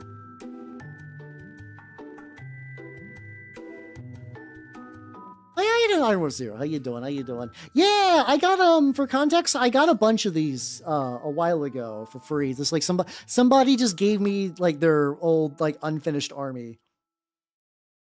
And there's some neat stuff in there. How's how you doing? Game's not so good. Yeah, thank you. I'm glad you're having fun watching me work. But yeah, I gotta, yeah. No, yeah, so like if you ever get a chance, I don't know what your local like scene is like or knowledge or like what's going on where you're at. My local, so I basically have like a very informal club as well as like the shop I go to. The club is ran out of a store that's not like a game store typically. But we did a big swap meet where everyone, like, it wasn't even like a paid thing. It's like, well, we all have a bunch of minis. We should see what, like, you know, everybody brings in their shit that they just aren't going to paint. And then, like, you know, somebody else there might want it and give it a good home. And I traded in, like, a bunch of, like, my dwarves and elves that I wasn't going to do anything with and some other odds and ends. And nobody else wanted the Sons of Horus army. I think it's specifically because they're older. These are the these are the first edition sculpts, which I think they look pretty good. Like, at the very least, if I really felt like I could just cannibalize the heads and put them on the newer bodies, because a lot of people really like this style of Mark III head. I think these are Mark III. I'm really bad at remembering the difference between Mark II and Mark III in terms of power armor. So feel free to throw rocks at me for that, but like, don't care that much. Yeah, exactly. Like a communal bits box, that kind of stuff is just really good for community building. It's super duper nice. Oh yeah, for kind of a toasted yellow, like I use Vallejo's buff for that. That's like the yellow toasted kind of thing I like to do. Thank you for the scratch. Oh boy, I could use that. Yeah, the sponging is like, I'm not gonna say it's like the most perfect thing ever, but this is what I was talking about earlier. It's like, the sponge minis with just some trim, like, these are decent. Like, these look decently fine together at this stage, which I think is really neat. Like, I think inherently the sponge gets them at like a, I think doing them this way is a very good, like, I would like to play with them. I don't want to go to the store with like unpainted minis, but like, a decent enough starting job on them is pretty cool, you know? Like using the current one. No, that's fair. I still also have a bunch of the current ones. I have some ideas for what to do with them. I have I want to use 5 of them for I was basically gonna build my own Ashen Circle because fuck getting the current one. They're like $1 million to $1 billion. And I'm good, thanks. Yeah, that's just debating if like I probably in hindsight maybe if I do this again, what I think I'm gonna do is I'm gonna prime from a dark brown. Like the idea was good. I don't think black was even necessarily the wrong choice for this. But I do think maybe like a dark brown would be like really neat for like really selling that, like, you know, dark brown with sponging could look good. Like I do got some Death Guard I could try this on as well. Oh god, yeah, I've not even begun to start painting the eyes for these guys. I'll probably do my usual paint the eyes the bright titanium white and then go back later. And like I think I'm just gonna go very standard like red glow. I think Sons of Horus make a lot of sense with like a red glow to the eyes, and I'm not gonna like deviate from that. I think also just because, you know, you get the red just kind of inherently sticks out with the greenish armor, and then also red looks evil. So it'd be like that. There's like other like. I still got like a bunch of. Do I got the jetpack guys nearby? I got more from these, just kind of like on a shelf behind me, which I might grab to kind of show you what was all sort of in there. There was like, so like this didn't have any like tanks or anything. Like nothing was too crazy, but it was like, you know, a solid chunk of marine. I also do have a bunch of Mark IVs from the same guy. Those I was thinking about saving the Mark IVs as like. The scale's always going to be a little off with like modern stuff. Also, I'm accidentally getting a little bits of the trim places I don't want it to be. I'm just going to go back and hit that with the original dark color I was using. It's not going to be too bad. But like, I think those guys might just turn into like maybe like a veteran support squad. So apparently that's a thing you can do is like a lot of veteran squads from the new set. Like the new Legends box gives you the option to do that and give them some like funky guns and whatnot, which I think would be neat.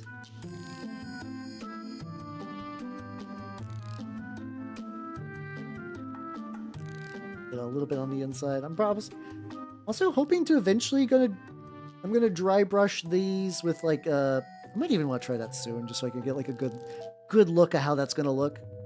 I'm gonna take I'm gonna probably take a bronze and dry brush over this, maybe. But yeah, these guys got reasonably sunk in eyes, so I'm hoping they'll just gonna fit in there. Oh fuck yeah, let's go. New Corsairs look pretty sweet. Ostensibly, probably, like, I would have liked to done it when it was, like, new and hot, just because, like, you know, FOMO real. I do think eventually, assuming, like, probably once they start selling the kits individually, I would like to get the Reef Captain, and then maybe... I really wish the Corsairs didn't come in units of 5, because I want 8 for reasons. For reasons that are definitely not Khorne-related. But I wanted 8 of them, and I'm like, well, okay. So probably what I might do instead is just eventually get 5 and just use like the newer Mark III bits to kind of kit bash in there. I think the scales will roughly line up. It should be fine enough. It should be fine adjacent. I'll take close enough. I'm very not picky when it comes to scale consistency. Like some people are like, oh no, this hand is like 0.3 microns different than this other hand. I am a fool and everybody will notice and they're going to beat me with rocks. And I'm just like, you know, these guys are going to be shorter than the rest and that's fine, you know. It's fine. I think I just more cared that like they're painted in a way that they look pretty good together than like any amount of like, you know, like fiddling with like scales and stuff like that. Oh yeah, no, the trim... I'm feeling you on the trim. These guys got a lot of it. It's not super egregious. I'm actually having, I think, less of a pain than I thought I was going to have. Like, it's not good, and I'm definitely going to need to go back and, like, do, like, a lot of touch-up work.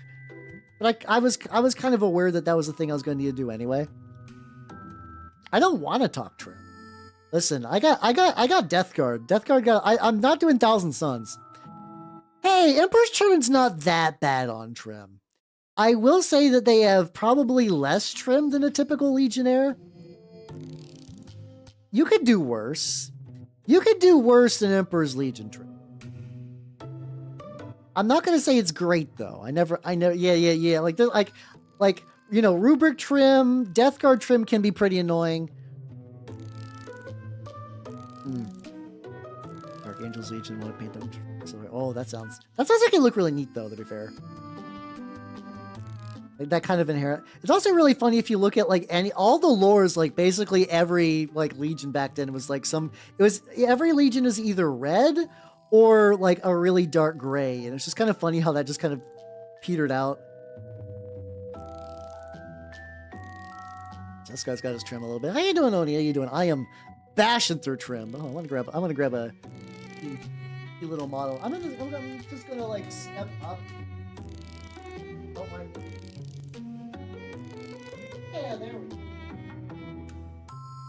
This is a box of minis that these ones I'm probably going to do some wizardry to.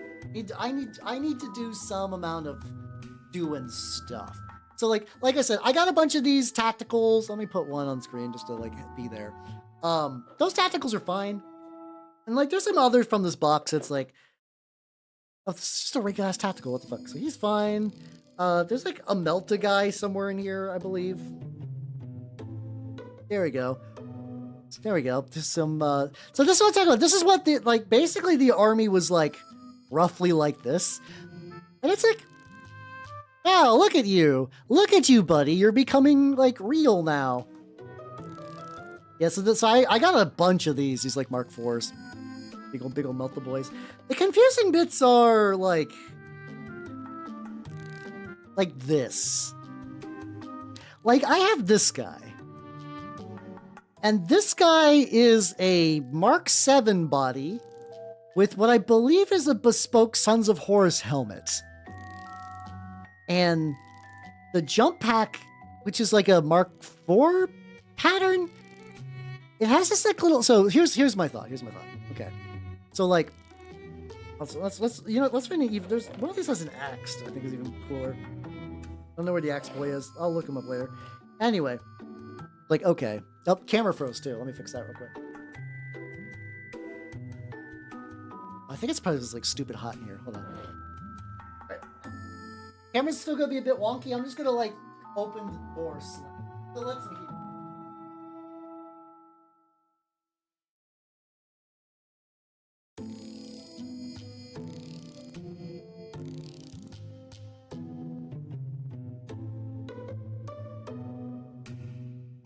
Okay, there we go. All right, that should.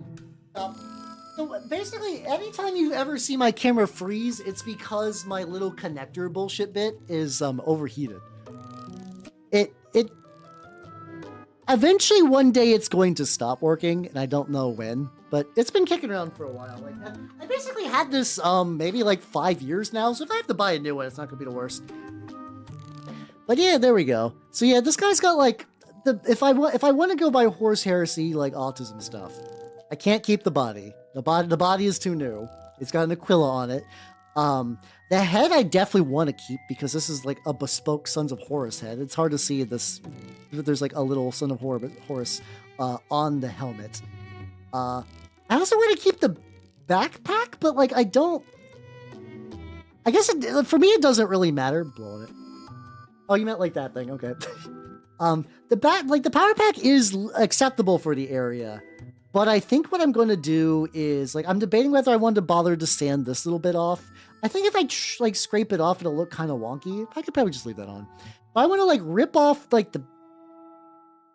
Oh, no, that bent that. No. Okay. I need to be a little bit careful, apparently. I want to rip off the backpacks, and I want to remove the heads, and try to maybe...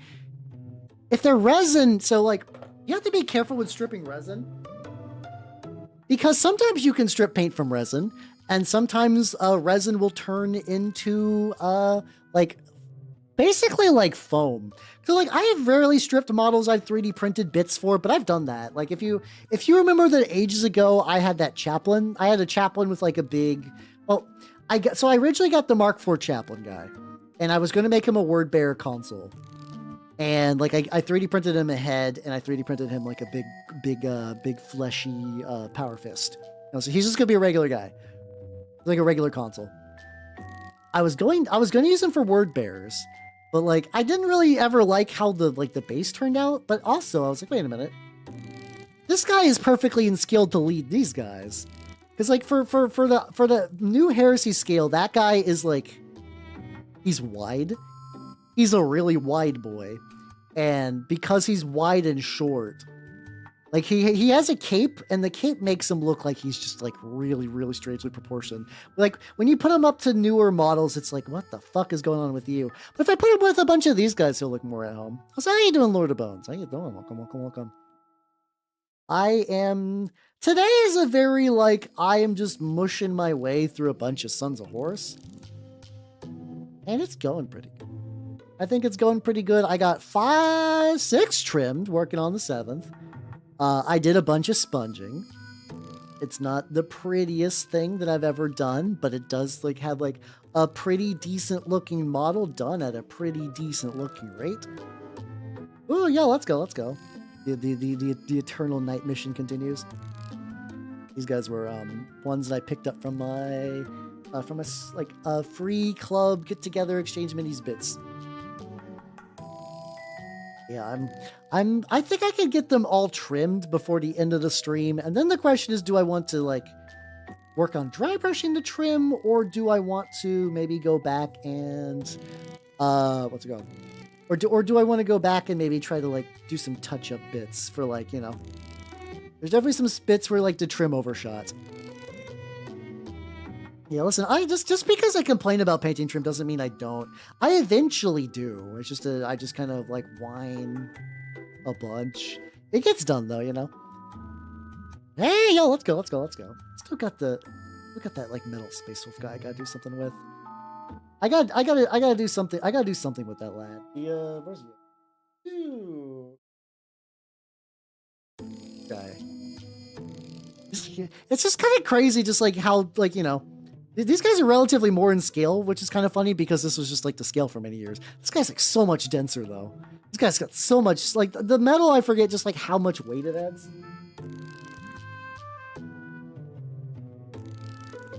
I don't really want to do too much with metal these days, but like sometimes I can just kind of like just be like, oh yeah, I can see why people still fuck with this.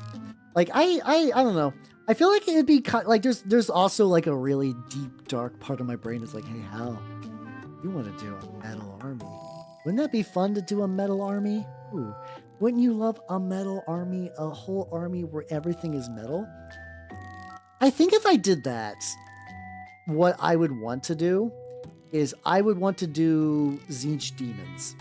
I would want to do Tzeentch Demons because like listen, I know everybody jerks off to Diaz Daemonettes. They're very good. I also did a little bit there, hee hee haw. But like the old metal horrors are like so much better than the new ones. God damn. Like sure, the people are like, oh, the new Daemonettes aren't sexy, blah. And like I don't disagree with that. But like I cannot stress enough how much the current horrors are a downgrade to the metal ones in terms of just like design, the energy of them. Yeah, here let me finish the trim on this boy real quick, and then I'll pull up a nice little videotape for everyone. Yeah, the ones that are like, cause like the new ones are just like, bleh, we're a guy. The ones ripping themselves apart, just like, it's so good. It really, because it kind of really emphasizes that they're like, yeah, we're demons of change. We are not a static thing. We are flipping through that. But I understand the fixation on the Daemonettes because people tend to focus on like, you know, guys, it's going to be a shocker to people on the internet like beautiful women. I'm sure you're absolutely bamboozled by this news. But for real though, it's like because of that, like it's so much easier to be like, Games Workshop used to have sexy women. They really didn't. That was an anomaly. That was a fucking anomaly. Though, like I still think my favorite Daemonettes though, I do really like the new Bestiarm ones. The Bestiarm ones, you know, you'll have like body horror tits and whatnot, but they really do look like really monstrous, which is why I put them on my Word Bearers guy, because I was like, these are cool. Like these look like proper demons, but also they still got that like, well, like they're definitely taking like something that someone would find appealing and twisting it, which I think is neat. Yeah, the new ones, I think the new ones have stupid hair. I will absolutely agree on that. I'm not the biggest fan of the new ones. Them being androgynous is not a big deal. They just got like really, really flippy flappy, like weird flat hair. And I don't know if it's because they're older models, if that's like, sometimes like older models, they want to be flatter for like production reasons. And was that it? Was that why they did it? Yeah, I saw like a brief, like 1 second glance at the hags. And I only learned this stream that there's also a variant that comes in a skin suit or bodysuit or whatever, body glove. Like that was news to me as of today, but like, yeah. Makes Shadowheart. She really does look. She looks so much like. I understand that sometimes G-Dubs likes to make a little reference there, like what? Games Workshop likes to make a reference? That can't be right. Me and my Catachans, we're going home. We can't handle this slander. But like, she really does look a lot like Shadowheart. Like, and it's like, was that an intentional? Games Workshop like, we want people to get into Drukhari, and people like Shadowheart, so, or if it like that, someone's like, all right, make a new female Archon, and then somebody's like, Shadowheart is my wife, so, yeah, I don't know if it's like a chicken or the egg. Well, if you want to see the Cenobite Slanesh, like Bestiarm does have a very good line for that.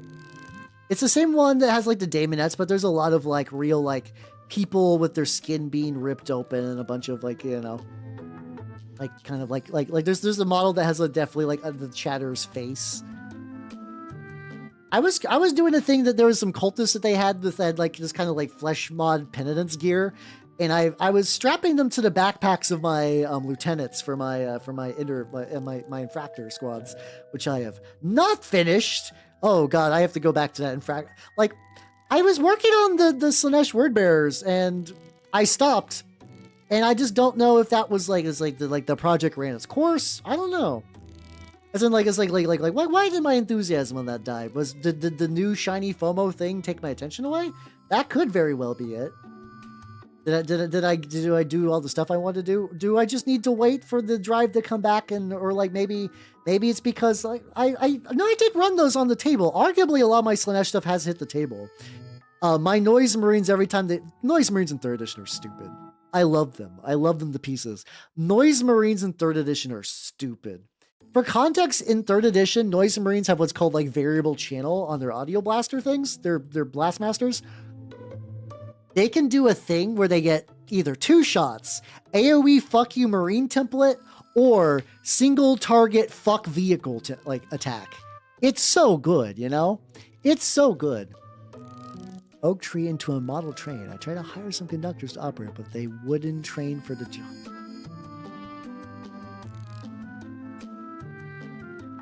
All right, there we go. As appropriate. Let me see.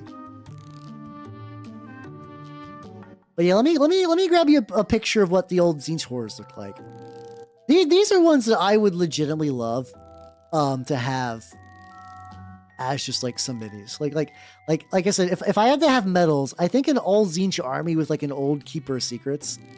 Oh, sorry, Lord of Change. God damn it. I keep like mentally Secrets makes so much sense for Tzeentch, but like not Slanesh. The lads. Like, look how good these look. They look super good. Like, they don't, like, they got a little goofy funness to them, but it's like, I love the way that the bodies are like, none of them are exactly unique. The fact that they're kind of like ripping out from each other. I bet they're like, I'm sure, I wonder if somebody's ever done like a 3D print thing of, I'm curious, let's see if I go to eBay. Let's see if I do metal Tzeentch Horrors. Also, I hate that if you look at eBay, they're advertising. So apparently there's just like eBay Live, which is just like, what if you did like a TikTok stream, but about things you're selling, and it's just all slop. It's just all slop. Everybody's doing slop. All right, Metal Horrors is Tzeentch. Oh, you can buy them in sets of 2. Oh no, okay. Oh yeah, people are selling individual horrors from that set for like $25 for 2. Unfortunate. Like from what I said, what I'm seeing for the slop, I think those are like real businesses, but you know, they're just like, yeah, we don't give a shit. Here's a slop picture of all of us, and we're gonna sell stuff now. Hey, let's go. Yeah, especially once you get to historicals, metal minis are definitely like still pretty common there, which is neat. Once again, that very brief sojourn when I was looking at British SAS for like Desert Raider stuff, I was like, ooh, that's cool. It's neat. There's a lot of medals for this. Yep, so when I got this on my. So like I was trying to mix the paint. I was like, can I use that so that paint's not wasted? No, it's not worth it. It's too fucked up at that stage. I might be able to get away with a slightly thicker. I don't know. It's like I'm still trying to be like I'm trying to be like semi good about this, about getting all the within the lines and stuff like that for the trim, because I'm definitely gonna need to do a lot of corrections. So I don't want to go too crazy on that shit. It's painted. No, the trim isn't painted yet. So we can't go home yet. Oh god, I think I legitimately I legitimately sponged for like maybe like an hour and some change, and then it's been trimmed. And I'm sure you're all excited to watch trim, but you know, you guys are here for me, so fuck it. Let's fucking go. Yeehaw, let's go. Yeah, there's like the fish guys and some other dudes. Yeah, like they have like those, some Empire wizards. I think those are always really fun. Like those kind of like, yeah, like we still have the molds for like back when Games Workshop was just doing kind of whatever. Just like, yeah, fuck it. We made this fish guy for a different range, and now we still want you to buy him. So here's a gun. We'll write a 40K scenario about him at some point in White Dwarf. It'll be fine. I do think that's a fun mindset, though, to be fair. Like, I would much rather that than like, aha, yes, we have made a new $80 unit that your Ultramarine players need, and we're going to put it in a book. And that book is also going to be $80, and it's going to be really good. You're going to want to get it, not because you think the models are necessarily cool, but for meta reasons. Yippee! It's like, oh god, that's the fucking worst. I kind of much rather than, fuck it. Here's some rules and shit. Not that the rules you're getting for that shit is particularly great, and that's kind of the fun benefit for newer games too, where it's like a lot of these like newer minis agnostic games, you could still kind of go back and like you can play with all those weird minis for a game that functions. How you doing, Stassuck? How you doing? I did a little sponging on my Sons of Horus, and now I'm doing trim because I hate myself. But it's going pretty good. It's going pretty good. These guys are like, once again, very much inching their way to tabletop ready. Oh shit, what I could also start working on their bases a little bit. Let me do that just a smidgen, just like a little palette cleanser. And I think what I'm going to do is I'm going to keep this, like, I want to use basically the exact same style of basing I use for my word bearers. So I'm thinking like a really dark brown that I dry brush like a gray, and then some. Yeah, technically I used one of these, but I carved it down to this because I wanted to try to fit into some of the resizes, and it wasn't like quite a perfect fit there, but that did work pretty well. Like, in hindsight, I would have loved to use more of these sponges, but I just don't have any right now. And when I went to the store to pick up some, I picked up a bunch of more of these wedges too, because I use these for like, you know, cleaning up my oil paints. They just didn't have the little stick ones, so. Yep, dark brown like all the time. Cannot be losing it now, am I out? Okay, I guess I could use charred brown, that's fine. Yeah, I knew I was going to paint these guys today. I was like, okay, I'm going to paint these guys. And I was at the guild, and I was like, you know, if I'm going to be painting a bunch of dudes, I could use some techniques that are more like, you know, built to painting a bunch of dudes. I also think, weirdly enough, painting the base actually having some paint on the base is going to also help for the, like, once again, that's like, if you're part of, like, you know, you're trying to get a bunch of minis painted so you can play games, and it's like every little step counts, especially because, like, okay, if I sponged the main colors, I text the base. The base is basically just like what's it called? Pigment powders. It is just texture paste that I sprinkled some gravel on top of, and then I can just go in and hit it up like this. And I don't think this is done, but you know what this is? 3-color minimum. If you ever like, that's sort of like what G-Dubs has done for their tournaments. I think it's a good idea, actually, weirdly enough, because it stops like tourney people from running Gray Tide. So I think having and like, you know, it's like an easy. That's like you know how the idea that like some sort of like gatekeeping measures, it's always like why do that? That's such a minor nothing. Like why, like that won't do anything. You would be surprised, you know. Like it's that thing. It's like once again, if somebody really wanted to break into your house, do you think like a locked door would stop them? No, but a locked door, even the bare minimum, they're like, yeah, not worth it. So like just having the fact that like, yeah, you know, if you're gonna play in like an event, even in like a very like, this is a modern 40K thing, do you have 3 colors? No. Well, that was the lowest bar, and you failed it. So get the fuck out. I think that's a nice little mechanism. But also, like, you know, you're a new player. You're like, oh god, I have to do all this shit. There's so much. 3-color minimum is still doable for that kind of player too, which is nice. I put my chart brown. No, I organized my paints again, and then now I don't know where my paints are at because I'm a fool. I have to get some more of this charred brown too. I basically, even though like I have a pretty solid variety of colors on here, I pretty much stick to like the same couple. Yeah, I absolutely do not believe I'm getting to the highlights of the brown tonight. The bronze tonight. I think that's fine. I think that's fine. Once again, if I have these kicking around my desk, like could I keep these out of state that maybe every now and then I poke with like a couple color or two. I also want to go back and do like, once again, I think I need to do a little bit of brush touch up on some of the sponging. Nothing crazy, but like just kind of like do like a couple little highlights. I don't like there's some people that like they'll try to prove a point that like you can sponge the entire mini, and you can absolutely. But I do think that like I'm not a YouTuber guy. I mean, listen, okay, I am on YouTube.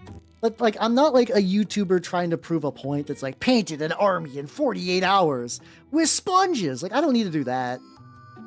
I will absolutely use sponges if they help for the job, but then like I can, you know, if I decide to go back and actually like paint some minis, I can do that. Which I think is nice to do. I mean, then like those videos can be helpful, but yeah, no, it's definitely like I stopped watching a lot of hobby videos because it does turn into like clickbait bullshit. Like there was an interesting for a while magic channel called Distraction Makers, where they're like, hey, the premise of this is that like this is a, you know, we're game designers, and like one's a game designer, one's an artist who has worked on like Magic and some other properties, and like they're gonna talk about Magic and like other games and like kind of like the mechanics and also just kind of like what goes into them, and then like maybe something that like a card that might be released might be kind of like bad for the game's health or whatever. And like I don't even disagree with their points, but a lot of it's like kind of like, you know, like universes beyond, ruin Magic. Is Magic ruined? Magic ruined forever? is Magic a dead game? Is other game going to dethrone Magic? Like that kind of like clickbait spiral they hit that. I'm like, oh god, fuck off. And like I said, I don't even disagree with a lot of their points. I do think a lot of like universes beyond stuff is bad for Magic, but a lot of mini painters do like the equivalent of that slide where it's like, I had fun painting my project, and it's like how to paint army quick, how to paint army quick with gimmick, how to paint new army quick, that just came out, you know. Yeah, it happens to a lot of them. Like they're not even bad painters. Like I know Ninjon does that from time to time, and I don't even think like Ninjon, I think, genuinely won a Golden Demon for his for one of his Age of Sigmar things. Like guy's a good painter, but like god, that style of stuff is just fucking like ugh. Yeah. Content creator hyperbole is a good way to summarize that. So it's like when I looked at a video for how to do sponge stuff, it's like, you know, it was cool. But also, I don't need to stick with just doing sponges. I don't need to do it like ludicrously quick. And if I need to take my time or pivot or whatever, I can, because that's the benefit I get for being a VTuber. I can crunch on something else instead. Being pretty. Real, but also kind of, you know, joke, but kind of real. Big drinky. Go, don't want to go.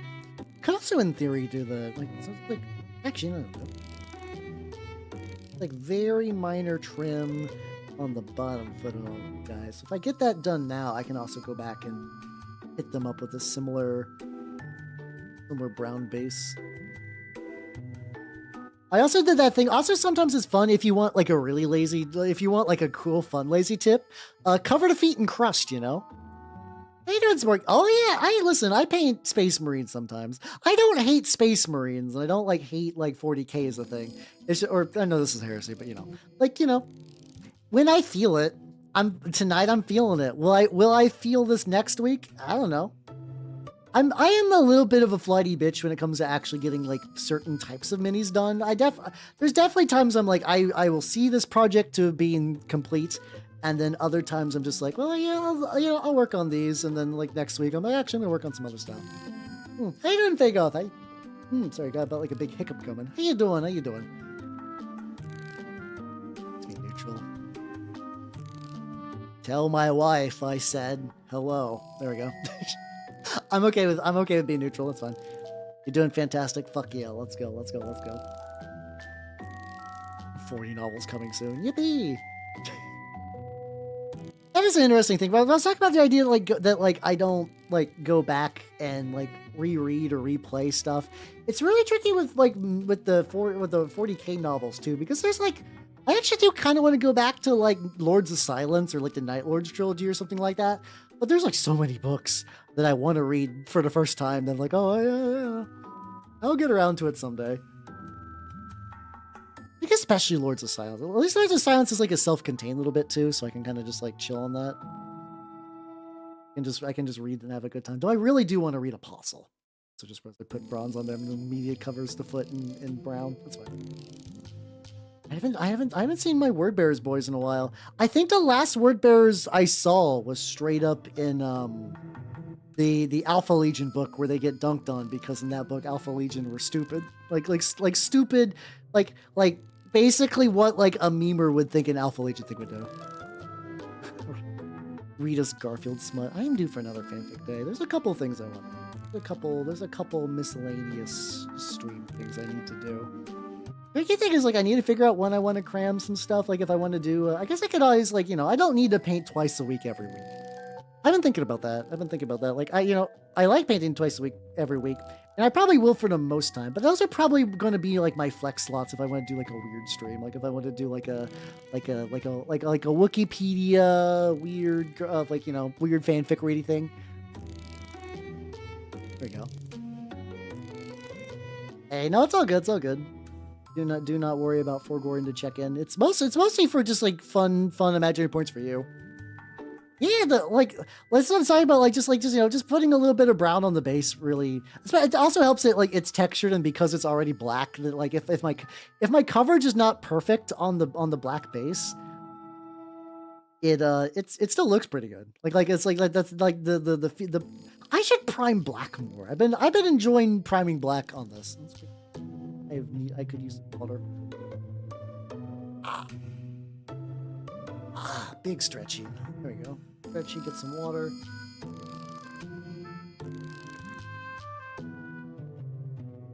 A little bit. Oh, not a bad cheat. As in, like, I was like, well, I could wait for this to dry, but I got a blow dryer.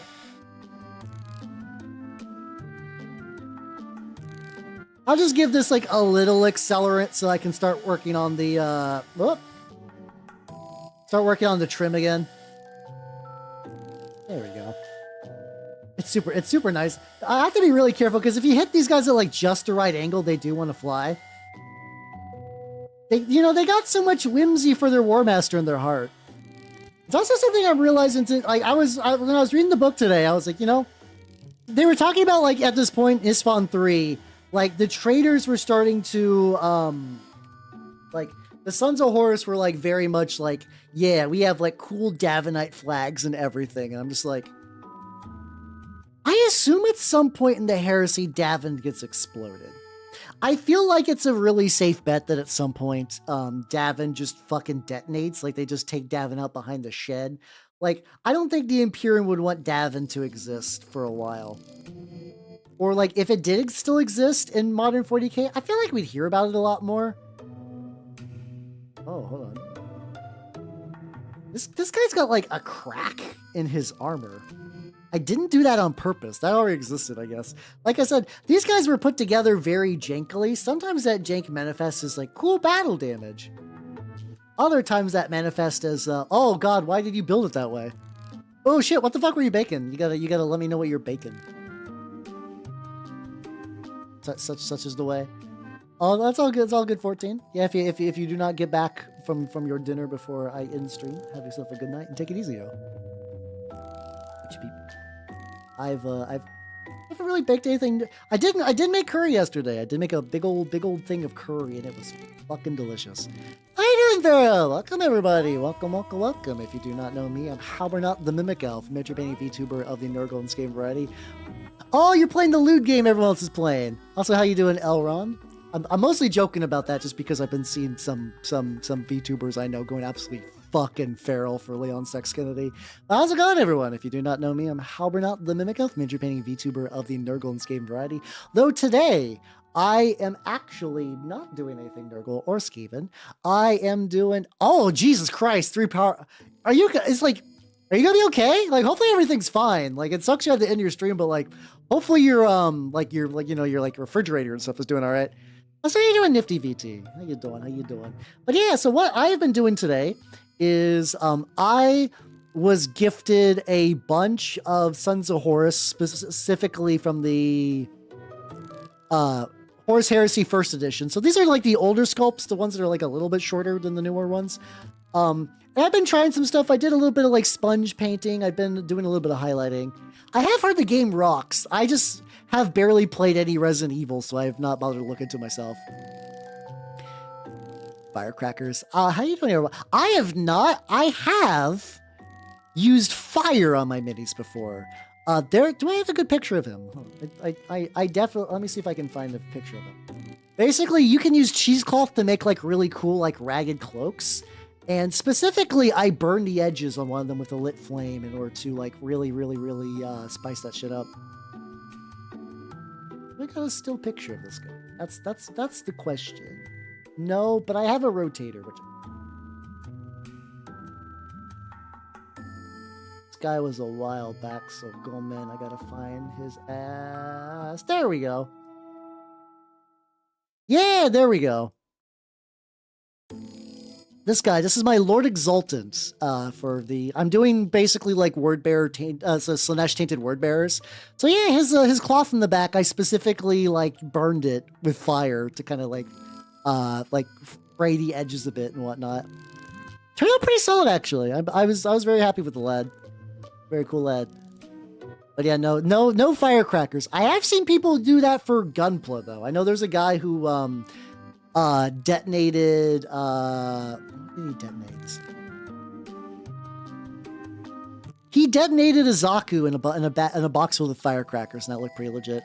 I also recently did if you think word bearers are cool, which I usually, like I said, I usually do word bearers, but I decided to do these guys as Sons of Horus because I was gifted a bunch of Sons of Horus guys.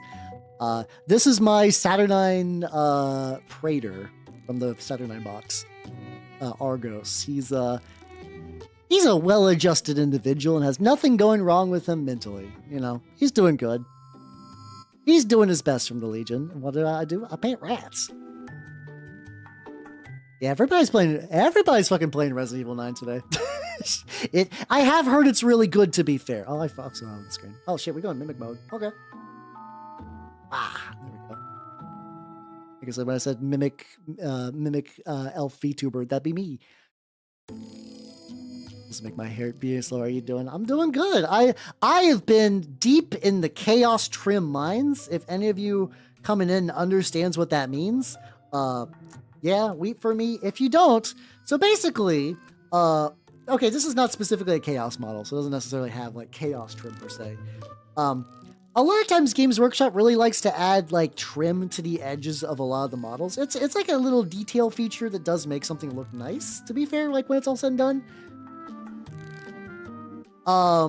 But it also adds like a million billion hours of paint time, and you have to be like either very precise or do what I'm very likely going to do for this guy and go back and kind of like do some like touch-ups later. So I'm being like sometimes I'm like being a little sloppy with it because I can just kind of go back in and just sort of like repaint the dark shades.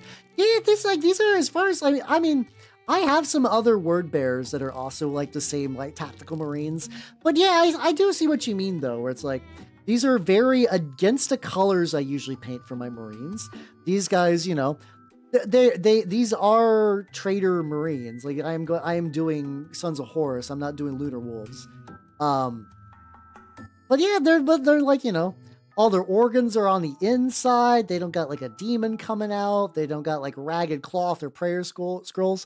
I mean, I would like to maybe do a proper Sons of Horus character to lead them. The one that I do, maybe kit bash a little bit more and add a little bit more. As far as I can tell, usually the way you're supposed to do to like really jazz us up is maybe do some like lodge coins or fur is also good, but you also have to worry a little. You have to be a little bit careful with adding fur because if you add too much fur, you're kind of horning in on Space Wolf territory. And you know, I'm already doing a Space Wolf project this year, so but that's also fine. But yeah, these guys have been pretty good. These guys have been pretty good to me. They've been like minus the trim. These guys, they've been fun to paint. I do really like the colors I chose for them. This isn't me trying to like toot my own horn. Sometimes my interest in a project can be elevated by like, is this color I picked fun? And for this guys, absolutely yes. Do I glaze layers sometimes? So these guys are sponge painted because I was going with this because I was trying to go quick. I'm basically trying to like these guys are going to be a test to see like what I could use to get like a bunch of marines that are like a really decent state really quick. Typically what I'll do is I'll do like a base layer, I'll do some highlights, I will do an all over enamel wash, and then I'll do that reductive technique where you take the enamel wash, you blow dry it a little bit dry but not all the way dry. And then you use like a makeup sponge to remove excess. You can remove the excess, which will cause highlights. Oh, so here's an example. Also, hope you have a. Let's see. Also, how you doing, Surface Tenchi? How you doing? So yeah, this guy's got like that as well, where it's like I've removed some highlight bits, but I also did a little bit of pre-highlight. I'm probably going to glaze some further highlights on the skin to make it look extra weird and sallow. This is for Turnip. He is my Wandering Morris. Yeah, I'll do stuff like that.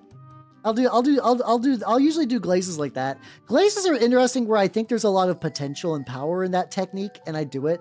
But also sometimes glazing just takes fucking forever, and I'm like, I don't know. A lot of my painting is dictated by streaming because like this is where I do most of my painting. Yeah, I have seen people do that like kind of like ceramic blue and white for marines, and it actually legitimately looks very nice. Anytime people do that like grandma's fine china like ceramic styling, it looks really good. It looks really good. Hey, thank you. I'm glad you like my minis.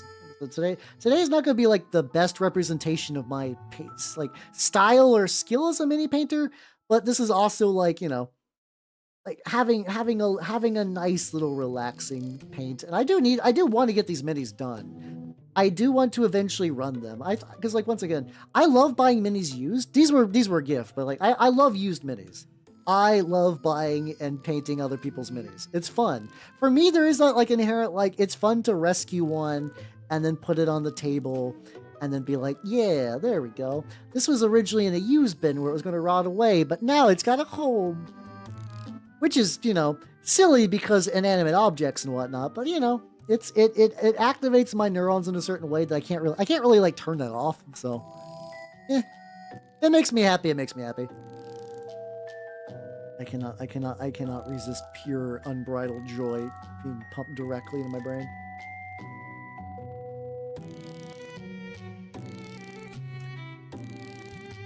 It's showing that an ad is about to start in like 0 seconds. So I'm just waiting for that to drop so I can continue like a conversation like a normal individual.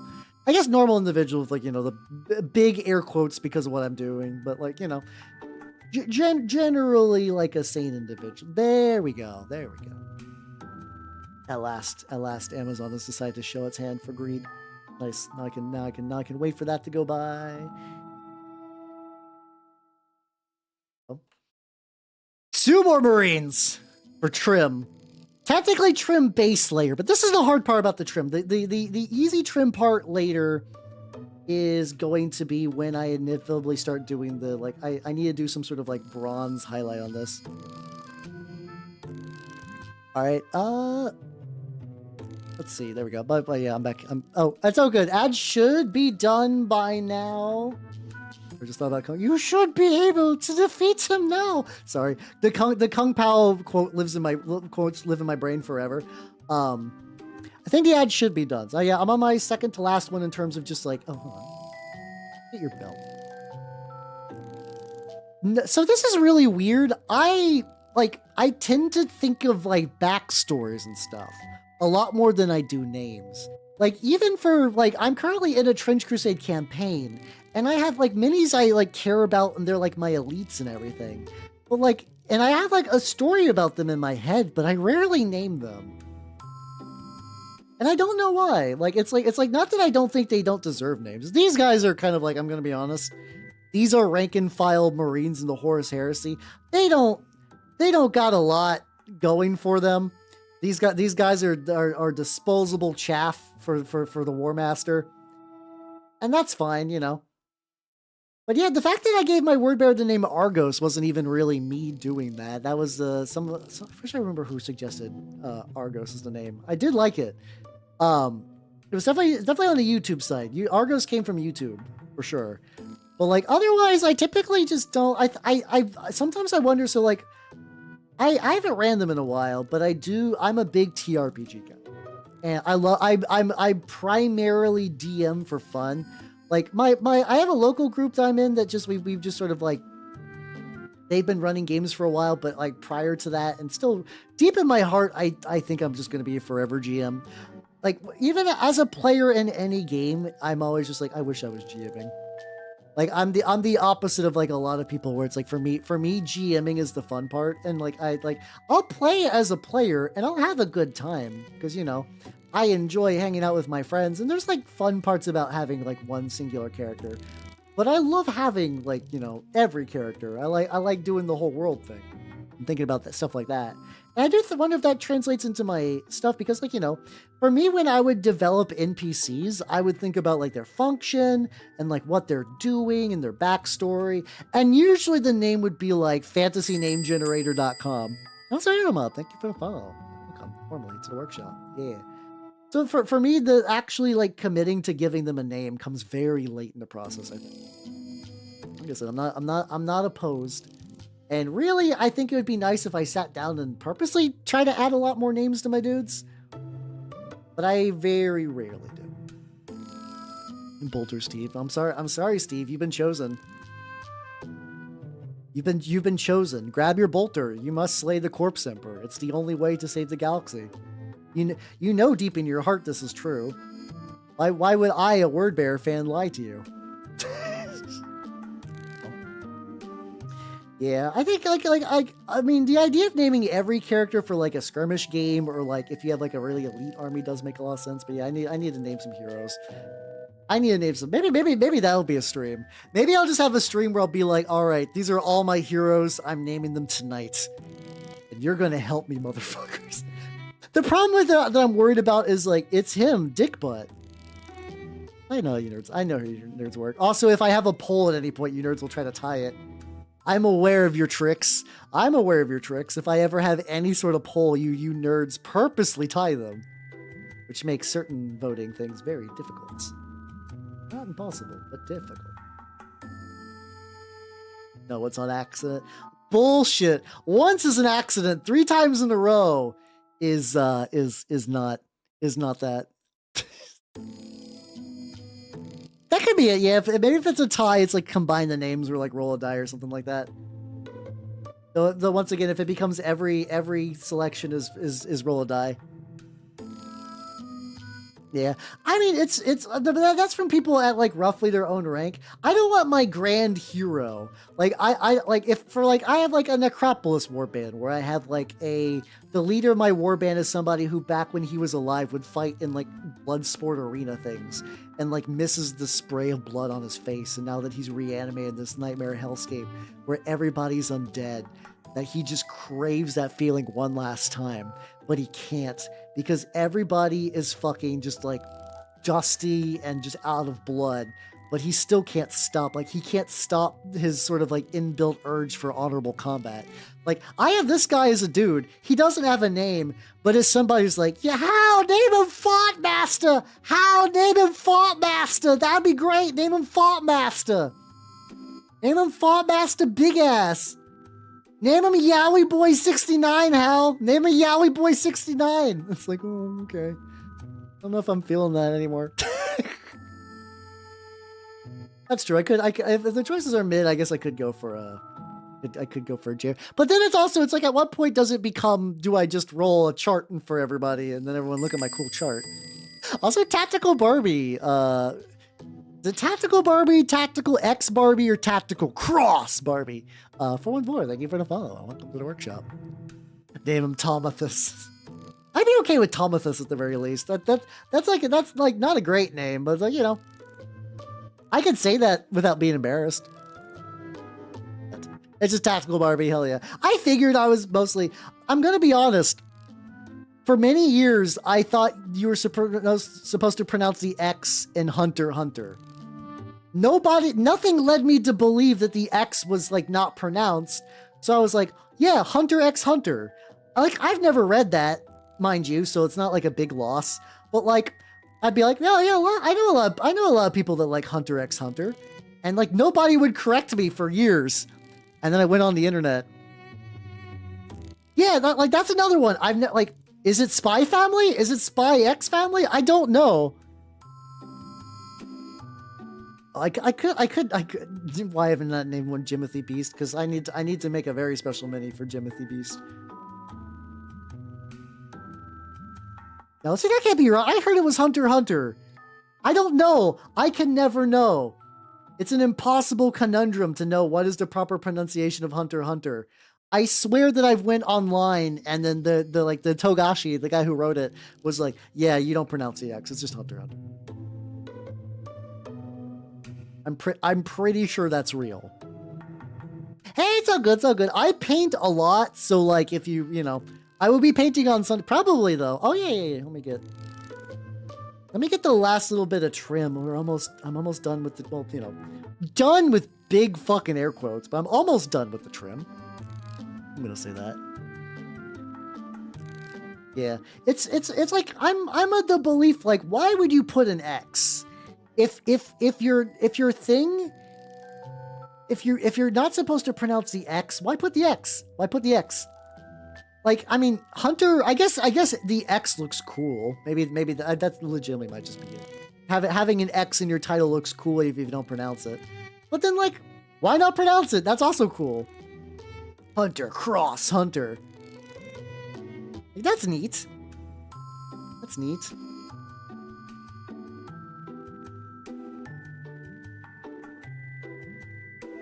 Is that what it's called? I guess that makes sense. I know, like, so I'm gonna be honest.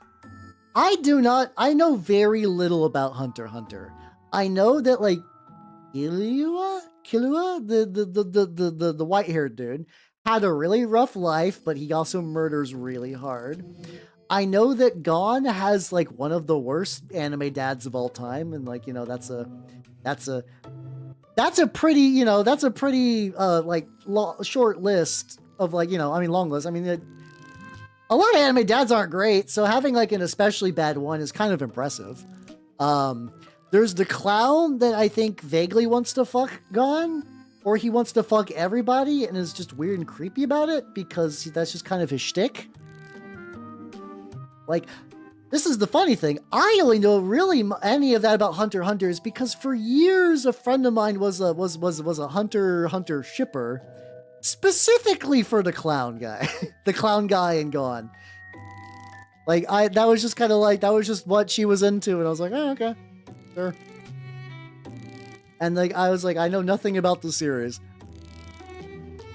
But yeah, because like, I know there's like vague little bits I know where it's like, there's ants that there are people who are bugs, but they're not actually bugs, but they look like people. And I think they're called like chimera ants or something like that.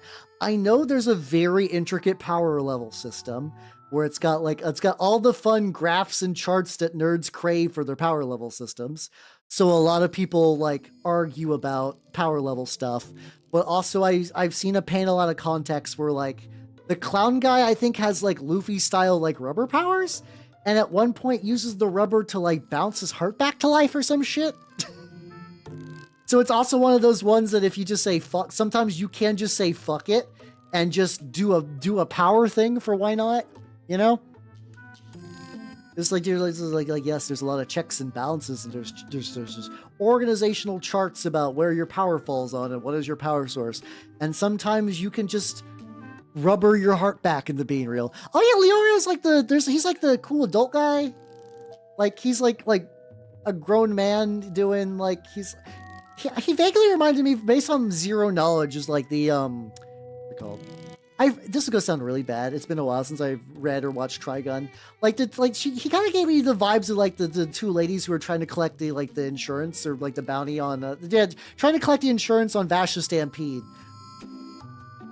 Where it's like they're like really, really cool and really, really competent, but also like everybody's ludicrously more powerful than they are, and they're just trying to like not fucking explode on any given day. Yeah, so I don't fully know what Gon's dad did. And that's something I kind of enjoy that I don't know, because it's just like, yeah. Like, would I like to read it someday? I don't know, because apparently it's like really good. It's one of those ones that people are like, yeah, no, this is like legitimately one of the greats, but the guy updates ungodly slow.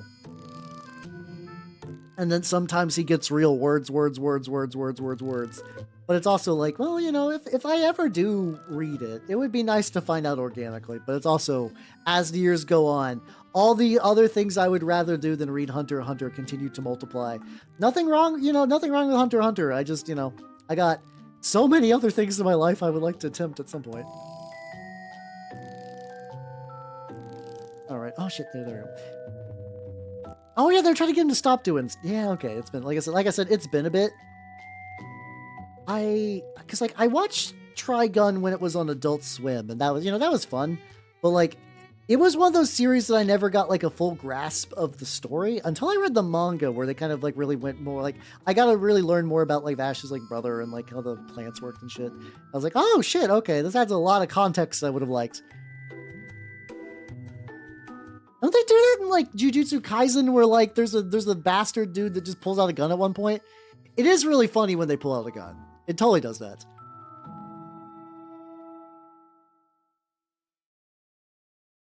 Okay, so the consensus is read the anime and then don't worry about everything else. Okay. All right, so here's the thing I want to do.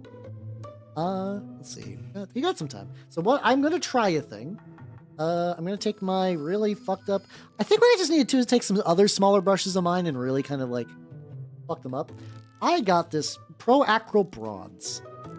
And what I'm going to do is, I have not seen what dry brushing this looks like on the Warplock bronze, because this is a much brighter bronze. I just want to see if this is going to look good. Because if it does, this might dictate a lot. So I'm going to take this. I'm going to get like real dry brush hours. Make sure I don't overbrush it by any means. And then I merely just go. Oh.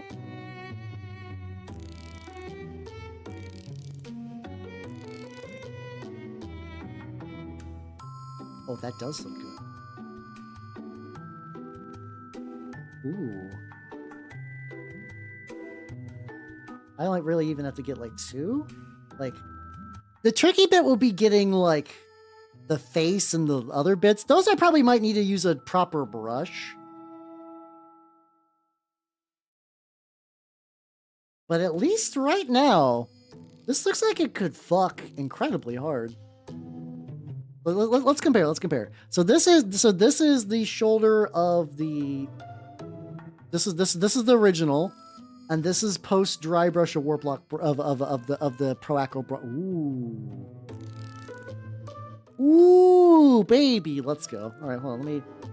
There's a couple of other areas I want to hit up. I want to make sure I get this under area, and then I probably do need to take like a thin brush and try like putting like maybe some like lines or whatever on there. Because unfortunately, a lot of this trim is just actively so small that I cannot dry brush its way to looking nice. No, unfortunately, you couldn't. Actually, the Emperor's chamber is filled with a potent psychic aura that is actually so strong that it has been known in the past to repel even custodians from entering the chamber. If you entered the Emperor's chamber with a gun, you would be overwhelmed by his psychic energy and likely killed by it. Listen. I had to. Actually. It's such a very specific actually. Actually, you would enter the chamber and you would feel like really, really turbo sick. You would feel really, really bad if you entered the Emperor chamber. I also forgot to do the mask on this. That will suppress. In the book, The Watchers of the Throne, there was a Custodes, Valerian, who originally was going to become one of the guards of the Emperor. But when he entered the chamber, he was overwhelmed by the Emperor's psychic might and could not enter fully. The rest of the Custodes were very concerned. That led to him having a major growth moment and going on a magical adventure with a very fun Sisters of Silence lady who hates everything. She really, I forget her name. I feel really bad that I don't remember her name, but she's really, really fun. You might not believe in space wizards, but space wizards, they believe in you, buddy. It's very stupid. Those are pretty solid books. I also like, I'm super fucking torn because like I really, well, the Emperor has an anti-tinfoil force field. So okay, I'll stop with it now. But like, so there is a Space Wolves successor chapter that I've been super curious about. So in the previous lore, the Space Wolves didn't really have successor chapters. They also weren't really Codex compliant, so they didn't really give a shit. But like, as part of the whole Primaris project, they were sort of like gifted like successor chapters, more or less. And it's like that, the idea of like a success, having a successor chapter for like a chapter that kind of like hates your existence. No, the thing, the Primaris ones do count. And originally the Space Wolves were like, get the fuck out of here. And they sort of like proved themselves in battle and stuff like that. And the Space Wolves were like, you know, you guys are all right. All right, we'll teach you how to yiff. And but I was like, that's kind of neat as like a lore thing. And I'm just gonna just like, you know, like not really dwell on that too much. And like also there's a new book with fucking Call in it. I've already read the other one. I've already read the other Call book too. And I'm like, I didn't want to read Archmagos because one was pretty legit, and then the second one was just actively just like furiously jerking off I can't want to say Fabius Bile, Call. But Fabius Bile's books also kind of the problem with like genius characters in 40k is that they do like a lot of the book tries really, really hard to explain why they're so cool, but also not really doing much. And it gets really annoying sometimes. Also, Sophie Jack, thank you for the follow. Welcome to the workshop. But it's like after finding out that apparently the Archmagos addresses like the whole like wolf spears things, I'm like, fuck. That'd be kind of neat to read about. But I also don't want to read any more books with Call in them. But I've also already read 2 books of them. And usually the way 40, it's not all the time, but you know, a lot of 40k books are very trilogy based. So it's like, I guess I could just wrap that shit up. I don't fucking know. Space Marines have have a special organ called the anti-Glock organ. No, it's called the Glockenspiel. I love stupid bit. I mean, I'm torn on AdMech. I liked AdMech, and then I read books with AdMech in them. Every time I read an AdMech book, my opinion on the AdMech drops. It's really funny how that works out. It's like every time I read an AdMech book, I'm like, stupid. This is fucking stupid. Why do they like this? Why? I like them. It's like most of the time I'll read a book, I'll be like, you know what? This faction's pretty cool. Man, I actually kind of want to maybe like I even feel the urge to buy models. God damn it, Games Workshop, you nearly got me again. But every time the mechanics show up in a book, they're just kind of aggravating, and like it's either they actively, you know, they are the impetus of the plot by you know, fucking shit up and just being annoying assholes, or it'll just be like a dumb little, like, I don't know what's wrong with me. For some reason, like whenever they introduce like a little side story in some of the things, I really just check out.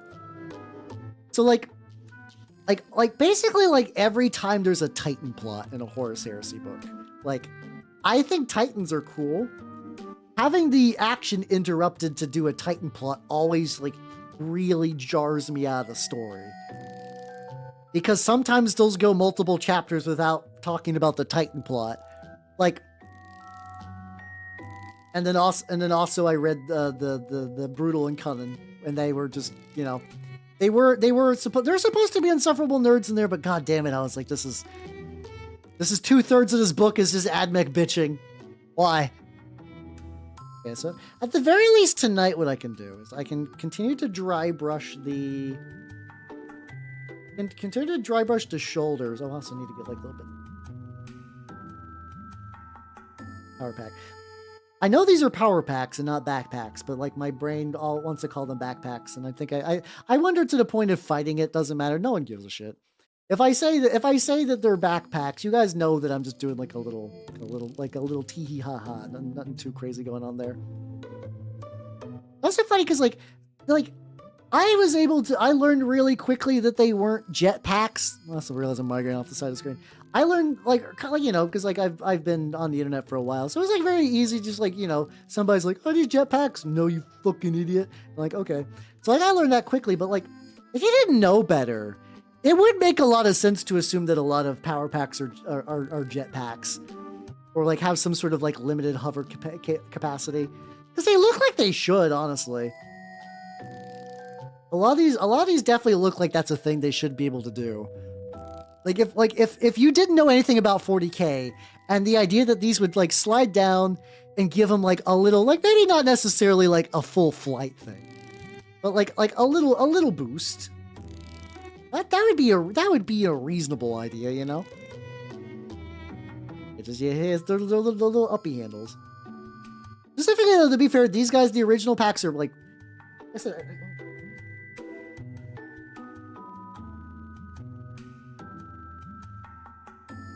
Like, the original ones are so much smaller. These are based on like a Chaos Space Marine backpack, and like these ones are too jank to use. This one's actually fine. I keep getting like the one example that works fine. I'm like, these are all fucked up except for this one and this other one. I assure you that a lot of them are more fucked up, especially like if you hit certain angles, you're like, oh man, these are kind of fucked up. Ball dampeners. They might still have that feature though. I don't know. There's like, it's like I was thinking about today, just like the idea that like I'm curious, like if like assuming that you were to going by like even just like codex stuff alone, like how many pages of info is that? Like how like recently if somebody wants to be like, you know, like a lore expert, and I don't even mean like they do like a YouTube channel. I mean that like if you were to run into them in person and they would be able to give you info in the same way as like, you know like when somebody hires like a historical consultant and like, you know, I'm sure those people still do like, you know, extra research and whatnot and like checks things. But like I feel like if you hired like a historical consultant who knew a lot about like ancient Greece, if you could be like, you could ask like probably some decently esoteric questions so they could just like rock it off the top of their noggin. But yeah, I don't know, because like I feel like I'm like both reasonably knowledgeable about 40k, but also enough that like I'm in that like Dunner Crew game, like, oh, there's so much in this fucking setting. Like, and that's not even, that's just like even, you know, Heresy is his own other kettle of fish. It's like that must be like a crazy word count. And there might be a book where just like one day they're just like, yeah, these actually do fall dampen, and then that's never brought up again, because like an author thought it would be cool if it did that one time, and like that's canon, except it's not, because like, you know, individual author canons are kind of their own thing, but also like maybe somebody will read that and they'll put it in a codex, and then maybe it'll never get mentioned again, and then another book or codex will be like, no, they absolutely cannot use those as fall dampeners, idiot. But then there'll be a mention in that codex and people will be like, but this one says you can. And because of the typical like G-Dub's retcon policy where everything is canon, nothing is not canon. Yeah. And then like, I mean, the usual thing is it's like so much about 40k is like, what does a British nerd think is cool? And that is like just like a nice calming factor. It's like, oh yeah, none of this makes sense. Oh yeah, a British nerd thought this is cool. Okay. Oh, we can stop overthinking this now. Like, it's like whenever you see somebody bitch about chainswords, it's like, yeah. Like they're not practical. Like, yeah, we know that. So nifty. Thank you for the follow. Welcome to the workshop during this rant. But but yeah, a British nerd thought that a guy with a chainsaw sword would be rad. And I won't even argue that they're wrong. I think British nerd who thought chainsword was a cool idea I think they were cooking. I think they were very much correct on that. A chainsaw sword is rad. It's not practical, but it is very rad. I will absolutely agree with that concept. Also, I'm going to need to use this metal combo for other projects as well. This is definitely I can see the dry brush is fucking up my own patterns. But like, man, do I like the way those two metals interact. I love the way these two metals interact. They look really nice together. Which is kind of nice. I've gotten really basically like stale with a lot of my metal. Like sometimes I do just find a color choice I like, and that just becomes like a thing I use a bunch. And it's not bad. I mean, technically that is part of developing a style. Is like, oh yeah, no. Like you can recognize a Howl model because he uses like X colors and X washes, and I forgot to do the dry brush on like a million of their fucking tracks. I'll just do that later. It's fine. But it's also like, you know, it's still good to mix it up. I would have, like, you know, I originally picked up this color for a Space Wolves thing, but I'm glad I did because now I get to try it for these guys and it looked great, and I can use this for other projects and it'll also probably look very legit. Hey, look at you. Look at this happy little champ. Look at this lad. There's also like one other thing I want to try. That is kind of my Howl chop. Yeah, it is. This is. I guess this is not that different, but instead of using a gold, I'm using a bronze. Ooh, shit! This might look actually pretty banging on some minotaurs. Because I've always done like a gold in the past for them, and like gold-ish minotaurs. By concept, minotaurs the Space Marine chapter, not minotaurs like the keepers of the labyrinth. Does look nice. I haven't done a proper Minotaur in a while. I was doing the veteran. I did the veteran squad like a little bit. That might not be a terrible one for me to go. Here, just like so. Like once again, part of this model being kind of dinged up. Like if you look here, there's like a little edge, and that edge just kind of vanishes once you get to here. Like once you get to that area, that edge is just fucking gone. Which must have been like a scuff issue during construction. Which is kind of funny. Yeah, I mean, I don't know. Maybe I'll do some other Minotaurs. I was also, part of me was also like, you know, realistically, I think the Minotaurs are cool. Do I need my loyalist Space Marines? Like, I have like a couple of Minotaurs kicking around. Like, I'd probably still keep the Dreadnought. I'm like, do I really need the Stern Guard? Do I really need the Infernus Marines? Like, I could like, you know, I could trade those in or get rid of them just to kind of like, you know, lessen the cognitive load. I don't know. But I also just like the idea of having Minotaurs, so I don't know. I don't think I'm going to make like a real decision on that today necessarily, but that's just like, you know, another thought. All right, there we go. Also, there's like a little bit of dry brush spillage on these guys, but you know, that's fine. All right. still got a little bit of time. All right, so I want to try a thing. I'm going to try this on a knee pad specifically because I have not tried this color combo yet. There was another guy when I was doing some like I was seeing what other people were using for some of their Sons of Horus schemes. And there was a guy that was like talking about mixing like not this shade exactly, but like mixing the green they were using with a little bit of like that kind of like that toasted yellow that we were talking about earlier. I'm curious what like a 50-50 mix of that would look like. Like if I did like a 50-50 mix and just like really hit a very specific highlight on there. But I'm going to try it on like exactly one knee. I'm going to try it on one knee first, just, you know. Because like I said, if it's bad, I already want to do it.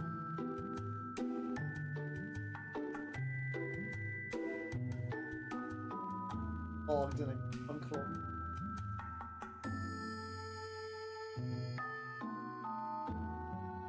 Well, fetish armor rush. No, the thing is, like, if I want things to be like kind of like gross and kind of like not pristine, I got my own. I got like all my chaos guys for that. So if I do like a 50-50 mix of both, so this is in theory going to create a very light kind of like greenish.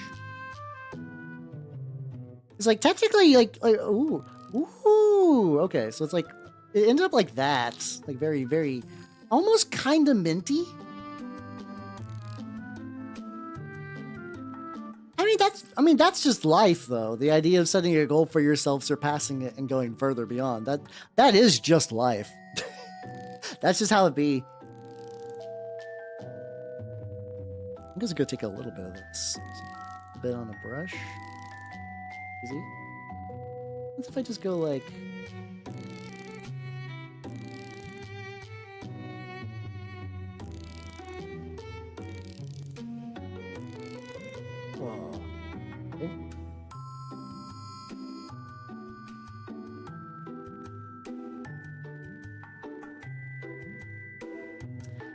Okay. Oh shit, this might be the final. I definitely went a little strong. I probably need to like thin it out a lot more.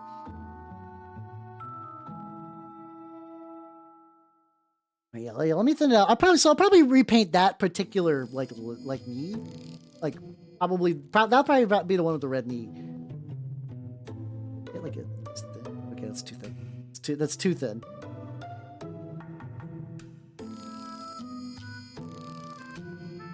I probably should have used a little bit of medium. Okay, there we go. I'm doing that thing where I kind of like dab a little bit of the excess water off the top.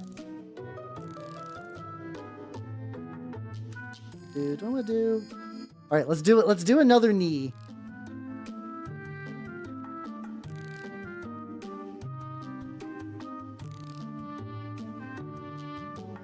Oh. Oh, okay.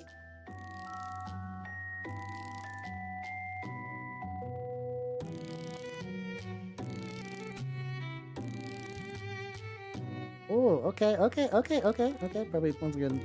Because I probably want to remix. I probably want to mix it again with a bit of medium, but like, yeah, no, that's like pretty much the highlight I want. Fuck. Okay. Well, shit. Well, that's good then. That means I can get my entire range of colors I want for these guys with 3 balls of paint. Scarab Green, Proacryl. Let's see. Scarab Green from Warpaint Fanatic, Proacryl Oxide Green, and then just Vallejo Buff. Like replace with other colors you might want to use. That's basically like a 3 paint recipe for my Sons of Horus. They're not done yet by any means, but like, good shit. That's the one thing I might want to do. Like start getting like testing a little bit, getting some red on these bad boys. How do I want to do that? Do I want to sponge that? Do I want to sponge the red over? I could, maybe. There we go. This is great, but it's time to tag. Oh yeah. Sorry, so like sometimes you just got to inventory.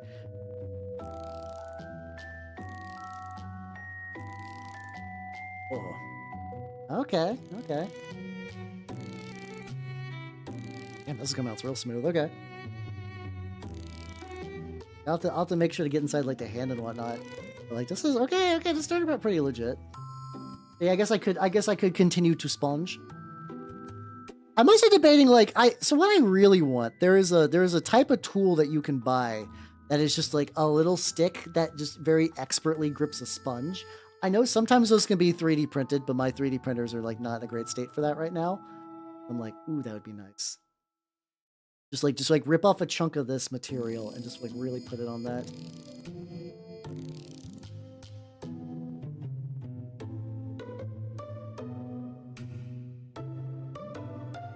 That's honestly, even doing that on top of the green still looks pretty. Like, I'll definitely have to go back later and get some like highlights and shit, but like, so far so good. How you doing, Moral Schumer? Welcome. Hey, no, it's all good. So for what you might have been missing, I have been working on some of my Sons of Horus because I was gifted some at a swap meet, so I've been deciding to paint them up. Ooh, that red. Ooh, I love that big chunky red hand. Let's fucking go. All right. And then if I take like a very light red. Oh shit, nice. What heresy stuff you working on? I'm normally a word bearer guy, but I was, like I said, I was gifted these, and I feel compelled to keep them in their original legion. Oh shit, Death Guard. Fuck yeah, let's go. Hell yeah. Nice. I also have to, like, this is what I'm also thinking. It's like this technique. Oh my god, this technique actually is. It's like I can still see little bits of the green in there, but like it's definitely working. Hey, let's go. I just debated. I was like, on hindsight, I should have maybe made me a Tarquin homunculus with wings just for running objectives, but also like, the idea of having another guy with a flamethrower. Also, Moral Schumer, thank you for the follow. Workshop. I'm doing a little last minute sponging on this guy's hand because I think it looks very nice. Good. I have a bunch of word bearers that are kind of. I guess I could also just prime them black if I really wanted to like cheat and start doing this a lot more. That like nice little still black in the hand. Lad. How you doing, Harry? How you doing? Unfortunately though, it is late. Last. Oh yeah, let me show you. So like what I'm gonna be painting on Sunday. This guy again. I worked on this guy a little bit on some other streams, but what I did do is I got his base. I found his old stand and I added some like little bits and stuff. I need to like prime it and everything, but yeah, he's gonna be used for Age of Fantasy now. There we go. I think he's gonna look pretty legit like that, and I need to, you know, do a bunch of shit. But yeah, let's go. Let's pause the music and let's go to the chatting screen. All right. We start with Wah. We end with Wah. The Wah is it? But yeah, thanks for coming, everybody. I had a lot of fun. Like I said, very likely oh shit, hold on. I forgot the. What's happening? Oh, I forgot to move screens to the correct screen. There we go. Thanks for coming, everybody. Once again, a lot of fun. Schedule-wise, depends. I have not looked at who's on yet, so I might veto a potential raid, but we'll find out. Yeah, so on Thursday I'll be playing more Half-Life 1, which I'm enjoying. It's a very fun game. Turns out everybody Half-Life, fun game, you know, little known game Half-Life. If you might, it's a pretty cool game by Valui or whatever. I don't know. Seems pretty legit. And then on Sunday, like I said, I'm probably gonna be painting that lad because I want to use him for fantasy games with square bases. But yeah, everyone on the YouTube side, take it easy. Bye, YouTube people. Bye. And who is on